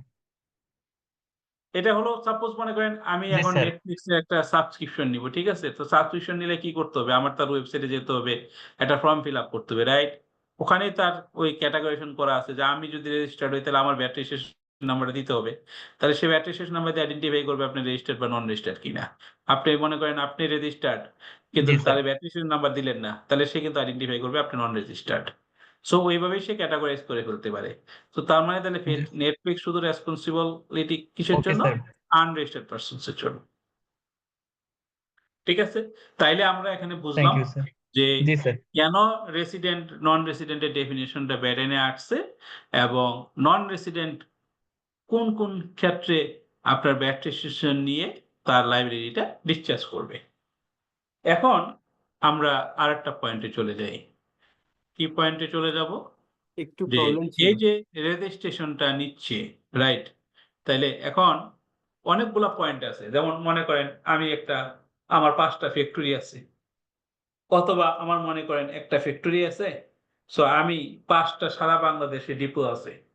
হ্যাঁ, আমি ডিপোর মাধ্যমে গুডস গুলা কি করি, ডিস্ট্রিবিউট করি সারা বাংলাদেশে। আমার ফ্যাক্টরিটা মনে করেন গাজীপুরে আছে, আমি ডিপোর মাধ্যমে 5 জায়গায় 5টা ডিপো আছে, ডিপোর মাধ্যমে সারা বাংলাদেশে গুডস ডিস্ট্রিবিউট করি। তাহলে আমার এই রেজিস্ট্রেশন তাহলে কয়টা হবে? এখানে একটা কোশ্চেন আসে, রেজিস্ট্রেশন তাহলে কয়টা হবে একটা কোশ্চেন। দ্বিতীয় কোশ্চেনটা আসে যে রেজিস্ট্রেশন যদি আমার প্রত্যেকটার জন্য আলাদা করে নিতে হয়, তাহলে প্রত্যেকটা জায়গায় আমাকে ব্যাটারি রেকর্ডস মেনটেন করতে হবে, প্রত্যেকটা জায়গায় মাস শেষে রিটার্ন সাবমিট করতে হবে, ব্যাটারি অ্যামাউন্ট জমা দিতে হবে, কমপ্লায়েন্স এনশিওর করতে হবে, তাহলে আমার কমপ্লায়েন্স কস্ট অনেক বেড়ে যায়। সো ব্যাটারি আইনের আপনার একটা প্রভিশনস আছে, রেজিস্ট্রেশন কি সেন্ট্রাল না ইউনিট। আপনি সেন্ট্রাল রেজিস্ট্রেশন নিতে পারেন। কিরকম? যেমন এখানে মনে করেন একটা এক্সাম্পল দেওয়া হয়েছে যে আমার 2টা ফ্যাক্টরি আছে, আমার 2টা ডিপো আছে, আমার 4টা ডিস্ট্রিবিউশন সেন্টার আছে। ঠিক আছে? তো আমার ফ্যাক্টরি এক ফ্যাক্টরি থেকে আরেক ফ্যাক্টরিতে গুড যেতে পারে, আমার এক ফ্যাক্টরি থেকে আরেকটা ডিপোতে যেতে পারে, ডিপো থেকে ডিস্ট্রিবিউশন সেন্টারে যেতে পারে। এইভাবে আমার কন্ট্রোলের মধ্যে কি করতে পারে? গুডসগুলো ঘুরতে পারে। রিকোয়ারমেন্ট বেসিসে এক জায়গা থেকে আরেক জায়গায় যেতে পারে। সো যদি সেন্ট্রাল ডিসিশনটা নেওয়া হয়, তাহলে সুবিধা হলো যে আপনার এই কন্ট্রোল যখন আপনার ডিস্ট্রিবিউশন সেন্টার থেকে যখন আপনার এটা কন্ট্রোলটা চলে যাবে, মানে সাপ্লাই দিবেন, তখনই শুধুমাত্র আপনাকে ট্যাক্স ইনভয়েস ইস্যু করতে হবে, দেন ভ্যাট পেমেন্টের অব্লিগেশনসটা ক্রিয়েট হবে। আর এই যে ইন্টার ট্রান্সফার, এটার ক্ষেত্রে একটা স্পেসিফিক ফর্ম আছে ভ্যাট 6.5, ওইটার মাধ্যমে আপনি ট্রান্সফার করতে পারবেন, no requirement for payment of VAT. But যদি মনে করেন যে আপনার রেজিস্ট্রেশন সেন্ট্রাল নাই, তাহলে কি করতে হবে? তাহলে প্রত্যেকটার জন্য আলাদা আলাদা করে রেজিস্ট্রেশন নিতে হবে। প্রত্যেকটার জন্য যখন আলাদা আলাদা গুডস সাপ্লাই দিবেন তখন ট্যাক্স ইনভয়েস ইস্যু করতে হবে।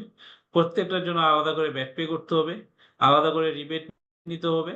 এই টোটালটা একটা রেকর্ড মেনটেন করতে হবে। প্রত্যেকটার জন্য আলাদা আলাদা করে কি করতে হবে? ভ্যাট রিটার্ন সাবমিট করতে হবে। So huge difficult job.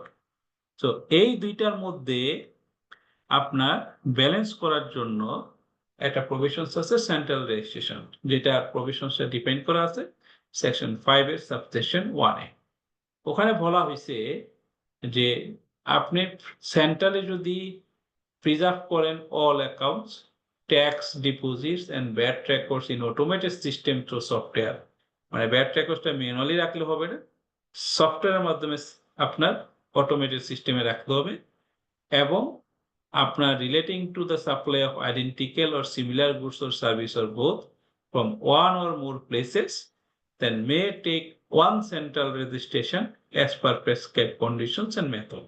যদি আপনি সব রেকর্ড সেন্ট্রালি রাখেন, ব্যাচ সফটওয়্যার রেকর্ডগুলো মেনটেন করেন ফর আইডেন্টিক্যাল সাপ্লাইয়ের জন্য, একের অধিক স্থান থেকে সাপ্লাই দিলেও আপনি সেন্ট্রাল রেজিস্ট্রেশন নিয়ে এক জায়গায় সবকিছু করতে পারেন। তাহলে এখানে 2টা পয়েন্ট আসে। একটা পয়েন্ট হলো যে সেন্ট্রালি আপনার সবকিছু রাখতে হবে থ্রু সফটওয়্যার, আর দ্বিতীয় হলো আইডেন্টিক্যাল গুডস এর জন্য। এখন কোশ্চেন আসে যে আইডেন্টিক্যাল আর সিমিলার গুডস, তো সিমিলার গুডস এর কোনো ডেফিনেশন আপনার সেন্ট্রাল রেজিস্ট্রেশনের জন্য দেওয়া হয় নাই। আইডেন্টিক্যাল গুডস এর একটা ডেফিনেশন দেওয়া হয়েছে, যেটা দ্বারা সরি, আইডেন্টিক্যাল গুডস এর কোনো ডেফিনেশন দেওয়া হয়নি, সিমিলার গুডস এর একটা ডেফিনেশন দেওয়া আছে, যেটা দ্বারা বলা হয়েছে যে similar goods means homogeneous according to nature of consumption, use such as medicine, electronic goods, food, cosmetic, toiletries, plastic goods, etc., and its packing or intermediate input. তাইলে এখানে বলা হয়েছে যে আপনার একই ক্যাটারের মেডিসিন হলে, আপনার যদি মেডিসিন হয়, যদি ইলেকট্রনিক গুডস হয়, ফুড হয়, একই ধরতে হবে সেটার দরকার নেই, বাট ক্যাটাগরাইজ যদি ইলেকট্রনিক গুডস হয়, তাহলে আপনার যদি একটা ফ্যাক্টরি ইলেকট্রনিক্স গুডসের থাকে, আরেকটা ফ্যাক্টরি যদি আরেকটা ইলেকট্রনিক্স অন্য ধরনের নেচারের থাকে, তাহলে কিন্তু আপনি সেন্ট্রালাইজেশন নিতে পারবেন। বাট একটা যদি ইলেকট্রনিক্স গুডস থাকে, একটা যদি কসমেটিক্সের থাকে, তাহলে আপনি ইলেকট্রনিক্স কি সেন্ট্রালাইজেশন নিতে পারবেন না, কারণ ওখানে যে সিমিলার গুডস এর কন্ডিশনসটা বলা আছে, তখন এই সিমিলার গুডস এর কন্ডিশনসটা ফুলফিল করবে না।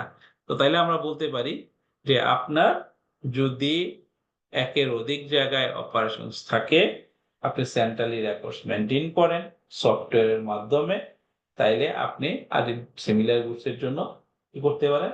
সেন্ট্রাল ডিসিশনস নিয়ে সেন্ট্রালি এক জায়গা থেকে ভ্যাট পেমেন্ট এবং কমপ্লায়েন্সটা এনশিওর করতে পারেন। আর যদি আপনি কন্ডিশনস ফুলফিল না করেন, তাইলে আপনাকে কি করতে হবে? প্রত্যেকটা জায়গায় রেজিস্ট্রেশন নিতে হবে, সেপারেটলি ভ্যাট পেমেন্ট করতে হবে, সেপারেটলি আপনাকে কমপ্লায়েন্স এনশিওর করতে হবে for all places.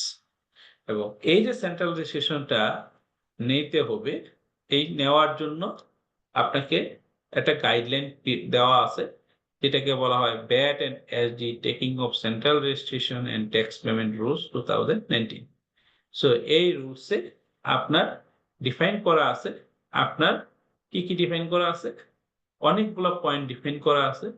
The procedures of taking central registration, payment procedures of tax, purchase of goods, import and supply, issuance and preservation of tax invoices, information related to selling of goods and services, keeping of accounts, audit, investigation and determination of tax payment.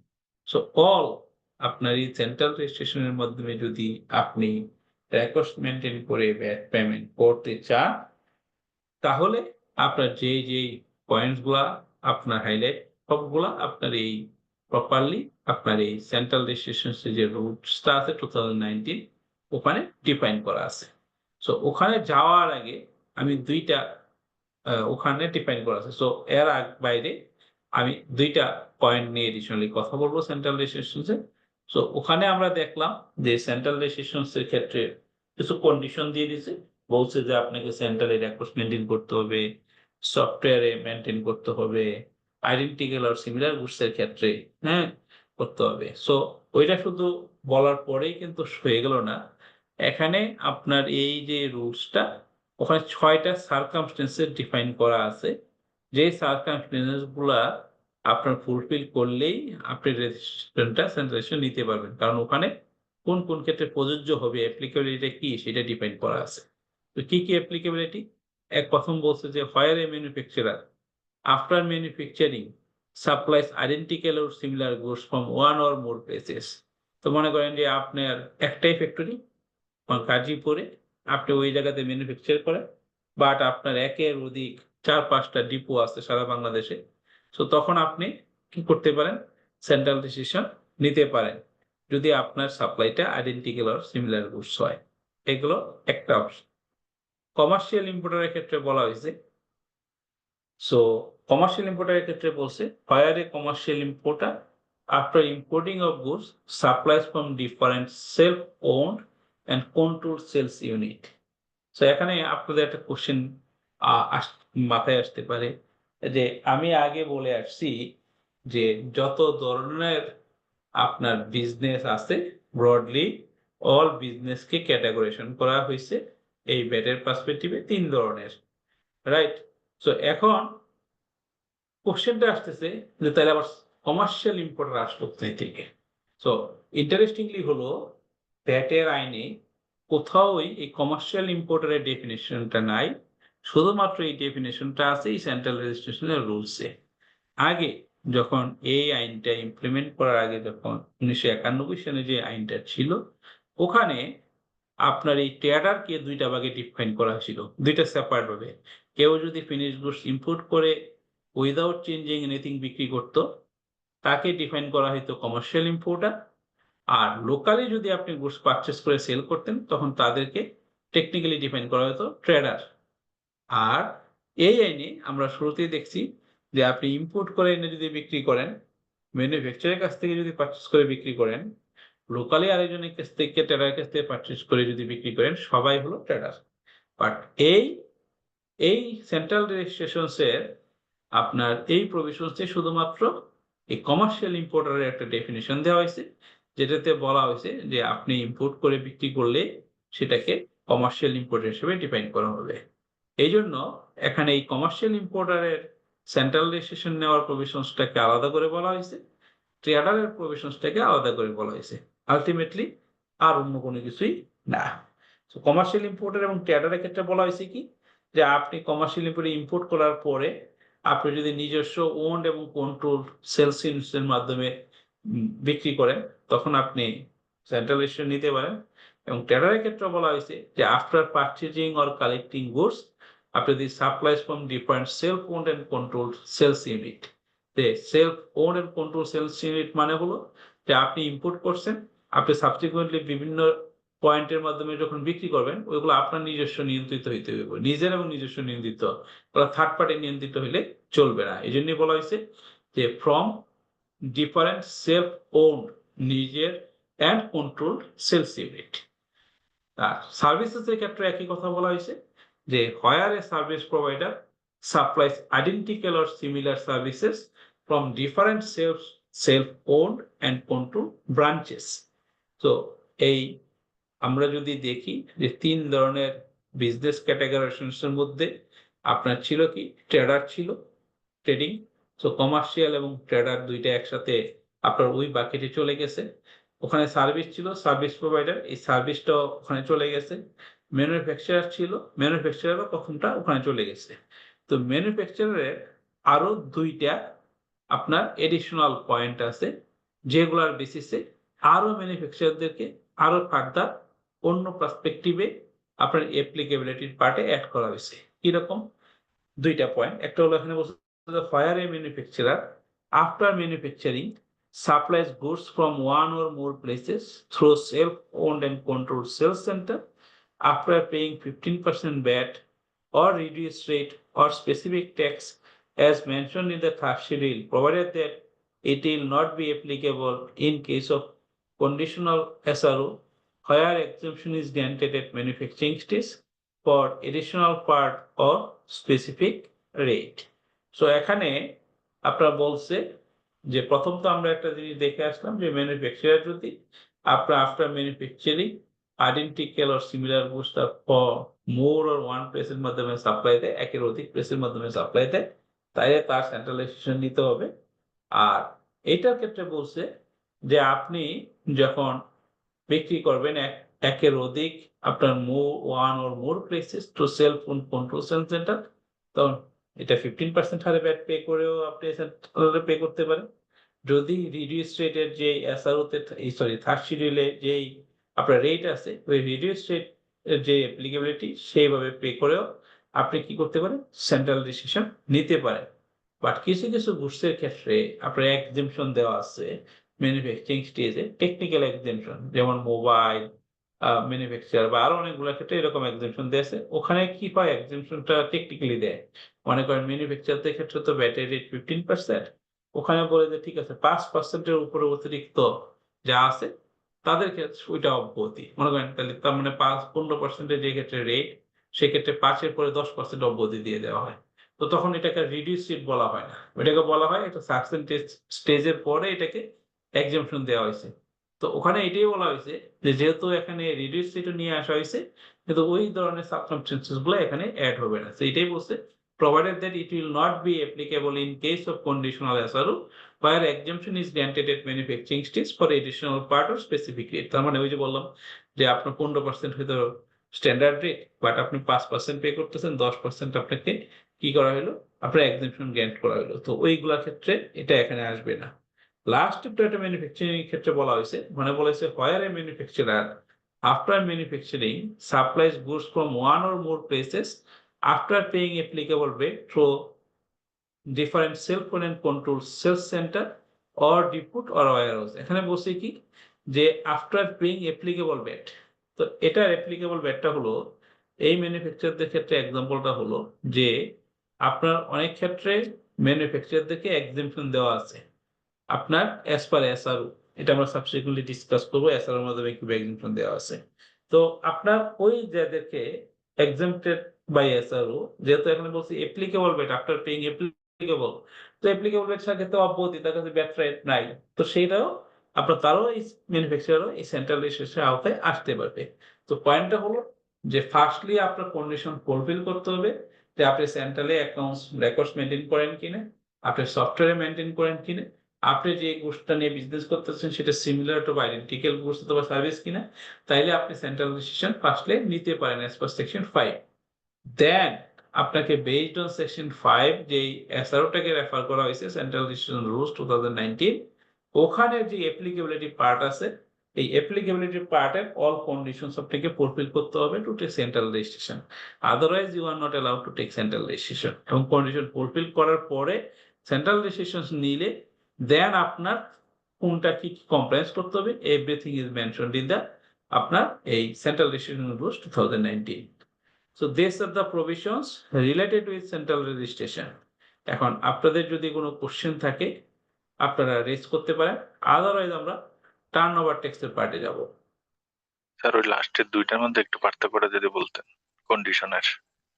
কন্ডিশনের ক্ষেত্রে প্রথমটাতে বলছি যে কি লাস্টের যে দুইটা আর কি। এই দুইটার applicable মধ্যে পার্থক্যটা rate, কি? হ্যাঁ, এই দুইটার মধ্যে একটার পার্থক্য কিন্তু বলছে, প্রথমটাই বলছে যে আপনি ম্যানুফ্যাকচার করে যদি আপনি 15% হারে অথবা রিডিউস রেট অথবা স্পেসিফিক ট্যাক্সে আপনি ব্যাট পে করেন। কেন আপনার 15% তো ব্যাটের স্ট্যান্ডার্ড রেট, এবং থার্ড শিডিউল যদি আমরা দেখি, আমরা সাবসিকুয়েন্টলি ডিসকাস করব, ওখানে ম্যানুফ্যাকচারিং এর ক্ষেত্রে অনেকের ক্ষেত্রে রিডিউস রেট আছে, 5% আছে, 10% আছে, 7.5% আছে। আবার অনেকের ক্ষেত্রে ম্যানুফ্যাকচারিং ক্ষেত্রে স্পেসিফিক ট্যাক্স, যেমন আপনি কি নিউজপ্রিন্ট ম্যানুফ্যাকচার করলে পার মেট্রিক টন 1600 টাকা আপনাকে ব্যাট পে করতে হয়। তো তাদের ক্ষেত্রে বলছে যে তাদের ক্ষেত্রে রেজিস্ট্রেশন রেট ভিন্ন হইলেও রেজিস্ট্রেশন নিতে পারবেন। কারণ আপনি মনে করেন ম্যানুফ্যাকচারার হলো আপনি গাজীপুরে, আপনারা মনে করেন ডিপো আছে মনে করেন চিটাগাংয়ে, বরিশালে, রাজশাহী। তাহলে গাজীপুর থেকে যখন আপনি রাজশাহী পাঠাবেন তখন কিন্তু আপনাকে ব্যাট পে করতে হচ্ছে না। কখন পে করতে হবে? রাজশাহী থেকে যখন আপনার কাস্টমারকে সাপ্লাই দিবেন, কারণ central registration ultimate supply bat pay করে আমরা প্রচারটা দেখে আসছি। তো তখন আপনার রেট হতে পারে কি, যদি এটা 15% হয় 15% হবে, রিডিউস রেট হলে রিডিউস রেট হবে, স্পেসিফিক রেট হলে স্পেসিফিক রেট হবে। রেটের উপর ডিপেন্ড করে সেন্ট্রাল রেজিস্ট্রেশনের জটিলতা কি হবে না সেটা নিতে পারবেন। কিন্তু তাহলে স্যার আরেকটা এইটার সাথে প্রথমটার হ্যাঁ, আমি বলতেছি প্রথমটা বলতেছি আরেকটা এখানে টেকনিক্যাল পয়েন্ট আছে, যে আমি বলছি যে অনেক গুডস ম্যানুফ্যাকচার করলে আপনার ফ্যাক্টরি লেভেলে এক্সেম্পশন দেওয়া হয়। এক্সেম্পশনটা কি বলা হয় যে ঠিক আছে 5% অতিরিক্ত ব্যাটটা আপনাকে পে করতে হবে না। ওইটা কিন্তু আবার রিডিউস রেট না, ওইটা হলো অব্যাহতির রেট, যে একটা সার্টেন পোর্শন অব্যাহতি দেওয়া হয়েছে। এখানে বলছে ওইটা আসবে না। প্রথমটা যেটা বলতেছেন, প্রথমটাতে বলছে যে where manufacture after manufacturing supplies goods এত। সো এটার ক্ষেত্রে আর একটু বলতেছে ওই যে মানে প্রথমটা আর এইটা যেটা বললাম, এইটার ক্ষেত্রে আসলে রেটের বেসিসে এক্সটেনশন মানে ডিফাইন করা হয়েছে, অন্য কোনো কিছু কিন্তু ডিফাইন করা নেই। প্রথমটাতে রেট বলে নেই, পরেরটাতে এটাকে রেট দিয়ে আরো ক্লাসিফাই করা হয়েছে। এটাই ডিফারেন্ট, আর মানে ডিফারেন্স, আর অন্য কোনো ডিফারেন্স। আচ্ছা তাহলে হচ্ছে কি স্যার প্রথমটা কি হোয়াট এভার রেট নাকি? হ্যাঁ, প্রথমটা কি প্রথমটা স্যার যে কোনো রেটই হলে হবে? যে রেট তো কি হবে সেটা তো ডিফাইন করে দিয়েছে নিচে, আর তো রেট এর বাইরে নাই। মানে আচ্ছা, আপনার তার মানে প্রথমটার পয়েন্টটা আমি আরেকটু বলি। প্রথমটার পয়েন্টটা হলো যে আপনার যখন সেন্ট্রাল রেজিস্ট্রেশনের পরে এই লাস্টের পয়েন্টটা আসলে, লাস্টের দুইটা পয়েন্ট পরে আসছে, প্রথমটা আগে ছিল, পরে যখন অ্যামেন্ডমেন্ট করা হয়েছে পরের গুলা বেসড অন সার্কামস্টেন্সেস অ্যাড করা হয়েছে। সো ওইটা আগের মধ্যে রয়ে গেছে, আর পরের গুলা পরে ওইভাবে অ্যাড করা হয়েছে, যার জন্য আপনি বলতে পারেন একটা লেভেলের duplication.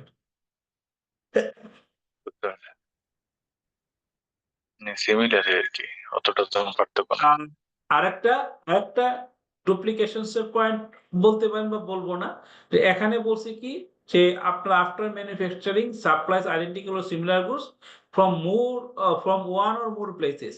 So one or more প্লেসটা কি আপনার নিজস্ব কন্ট্রোল না অন্য কিছু এখানে বলা নাই। পরেরটাই কিন্তু বলছে self owned and control sale centre. এটা আরেকটা মানে এই প্রথমটাকে আরো যখন এটাকে অ্যাড করছে তখন এটাকে আরো মানে মানে রেস্ট্রিক্টেড বেসিসে আপনার এই প্রভিশনসটাকে অ্যাড করা হয়েছে।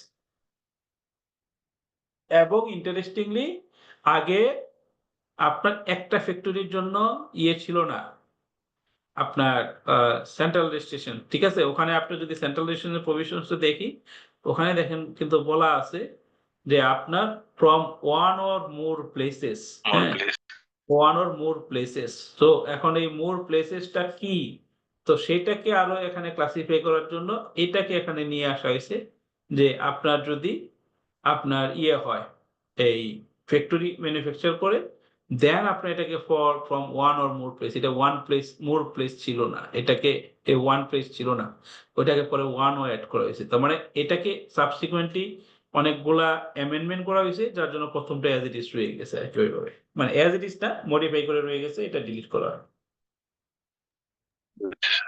স্যার কমার্শিয়াল ইম্পোর্টার আর ট্রেডার এনাদের জন্য কি হচ্ছে মানে সেম টাইপের প্রোডাক্ট হইতে হবে, আইডেন্টিক্যাল এবং হলো সিমিলার? হ্যাঁ, এটা বলাই আছে কিন্তু আইডেন্টিক্যাল আর সিমিলার। ও আচ্ছা, ইম্পোর্ট মানে এনাদের জন্য আর কি সেম একটাই প্রোডাক্ট হবে। ওকে আপনার সেন্ট্রাল রেজিস্ট্রেশনের যে সেকশনটা হ্যাঁ। মানে মেইন পয়েন্টটা ওখানে কিন্তু আইডেন্টিক্যাল আর সিমিলার কথা Yes. বলাই আছে, তারপরে না ওইটা আসছে, এটার বেসিসে ওই আপনার ওই রুলটা হয়েছে। আইডেন্টিক্যাল মানে কি? মানে এটা কি স্ট্রং অ্যালং গুডস এরকম? আইডেন্টিক্যাল আমি যদি বলতে চাই অ্যাজ ইট ইজ, এটা আসলে এই আইডেন্টিক্যালটা এখানে কেন ব্যাখ্যা দেওয়া হয়নি? আইডেন্টিক্যালটা বেসিক্যালি আপনার অ্যাপ্লিকেবল হইতে পারে ইম্পোর্টের ক্ষেত্রে। কেন ইম্পোর্টের ক্ষেত্রে? কারণ এটাকে এই ইম্পোর্টের ক্ষেত্রে হইতে পারে কেন? কারণ আপনি একটা প্রোডাক্ট ইম্পোর্ট করলেন, আবার এই সেম গুডস আরেকজন ইম্পোর্ট করছে, যে ঠিক আছে এখন আমি প্রাইসিংটা ভ্যালুয়েশন রুলস অ্যাপ্লাই করব, তাহলে এই সিমিলার মানে আইডেন্টিক্যাল একই গুডস কোথায় পাবো? As it is. সো এখানে যেহেতু এই জিনিসটা হয় না, আমি ম্যানুফ্যাকচার করছি অ্যাজ ইট ইজ এর আইডেন্টিক্যাল, সো এই জন্য আমি বললাম যে আইডেন্টিক্যাল এর ডেফিনিশনটা কিন্তু পরবর্তীতে আপনার এই সেন্ট্রাল রেজিস্ট্রেশনের প্রভিশনসে নাই, শুধু দেওয়া আছে কি সিমিলার গুডসটা। স্যার বুঝাইতে এই যে পারছি? কোনো স্টেজ, যে স্টেজে স্যার এক্সামটেড মানে রিডিউস রেট থাকে, মানে ওই স্টেজের বেলায় স্যার এই কন্ডিশনটা হবে না নাকি স্যার? কোন কন্ডিশনটা? এই যে সেন্ট্রালের যে কন্ডিশনটা আছে না না, সেন্ট্রাল তো নিতে লাস্টে, পারবেন, এই যে পরেরটা দিয়ে তো অ্যাড করে দিল যে আপনি নিতে পারবেন। মানে ওই যে এক্সামটেড স্যার কোন স্টেজে যদি এক্সামটেড থাকে ওরাও নিতে ওইটা পারবে? হলো তো মনে করেন এটা নিতে পারবেন ওইটা। আচ্ছা, ওইটাও জি, জি। তো বলতে হ্যাঁ, ওইটা তখন এক্সেমশন হয়ে যাচ্ছে, ওই ওই মানে 5% রেট না, 5-এর অতিরিক্ত একটা এক্সেমশন দিছে, তো ওখানে আপনার বলছে যে এটা ওই ক্ষেত্রে অ্যাপ্লিকেবল হবে না, রাইট? এই ক্ষেত্রে ওরা সেন্ট্রাল নিতে পারবে না? না, ওইটা ক্ষেত্রে পারবে না। ঠিক স্যার।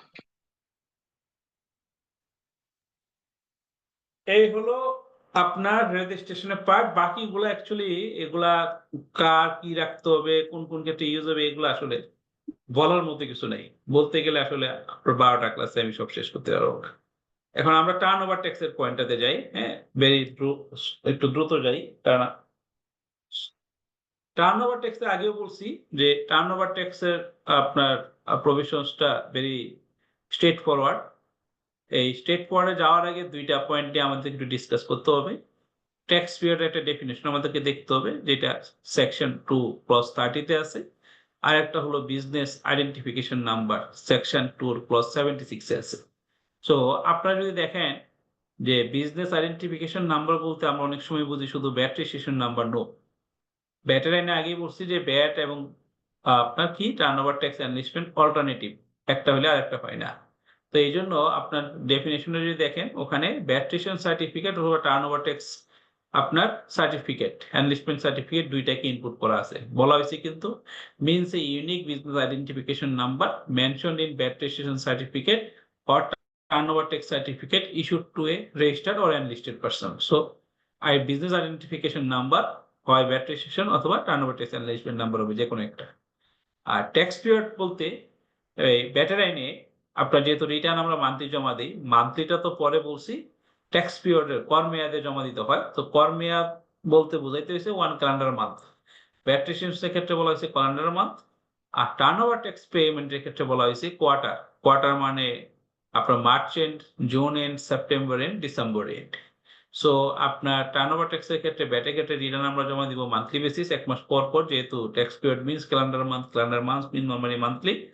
আর টার্নওভার ট্যাক্সের ক্ষেত্রে কিন্তু রিটার্ন জমা হয় হলো কোয়ার্টারলি, যেহেতু তার ট্যাক্স পিরিয়ড বলতে বুঝাইছে কোয়ার্টারলি। এবং টার্নওভার ট্যাক্সের ক্ষেত্রে রেট হলো ফিক্সড 4% অন টার্নওভার। এটা আপনার ব্যাটের ক্ষেত্রে কিন্তু রেট ডিফারেন্ট, 15 টু আপনার ডিফারেন্ট রেটস আছে based on the nature of the transactions. এবং টার্নওভার ট্যাক্সের ক্ষেত্রে আপনার রেকর্ডস কিপিং আপনার যেগুলো আছে অ্যাজ ইট ইজ ব্যাটের মতো রেকর্ডস কিপিং, বাট ফর্মগুলো আরো সিম্পলিফাইড। আপনার ট্যাক্স ইনভয়েসের ক্ষেত্রে তার ফর্ম সিম্পলিফাইড।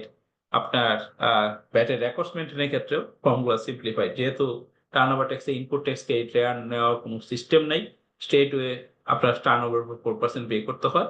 তাহলে সেই জন্য এখানে আপনার তার records keeping is very simplified. So এই হলো আপনার টার্নওভার ট্যাক্সের ব্রড আপনার কন্ডিশনস। আর অন্য কোনো কিছু নাই। আপনারা যদি কোশ্চেন দেখেন, আমি দেখিনি এখন পর্যন্ত টার্নওভার ট্যাক্স নিয়ে আপনাদের এই লাস্ট 5, 6, 7 ইয়ার্স কোনো কোশ্চেন আসছে, but obviously you should know a being a professional. Turnover ট্যাক্সের আওতায় যারা এনলিস্টেড হবে তারা তো ইয়া পাবে না, ওই যে ট্যাক্স ক্রেডিট, যে ইনপুট ট্যাক্স ক্রেডিট পাবে না, rebate is only allowed for VAT. Okay, so that's all for today, VAT registration and turnover tax. আপনাদের যদি কোনো কোশ্চেন থাকে রেজ করতে পারেন, আদারওয়াইজ আমরা আজকে শেষ করতে পারি। স্যার কাইন্ডলি সিনপসিসটা কি একটু শেয়ার করা যাবে? সিনপসিস আমরা দিব, অবভিয়াসলি দিব, পাবেন। স্যার ওকে স্যার, সিনপসিসটা একটু মেইলে পাঠিয়ে দিলে বেটার হতো স্যার। চ্যাট হ্যাঁ, বক্সে মেইলে দিয়ে পাবেন। দেন, চ্যাট বক্সে দিলে ভালো হয়। চ্যাট বক্সে না, আপনাদের যে মেলটা আসছে আইসিবির ওখানে আমি দিয়ে দিব, সবসময় সবগুলা মেইলেই পাবেন।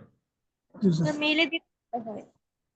মেলে দিলে ভালো হয় স্যার, চ্যাট বক্সে দিলে ডাউনলোড করা পাবেন, সম্ভব হয় না। মেইলেই পাবেন, মেইলে দিয়ে দিব, আমার জন্য কনভিনিয়েন্ট। ওকে, জি স্যার। Thank you.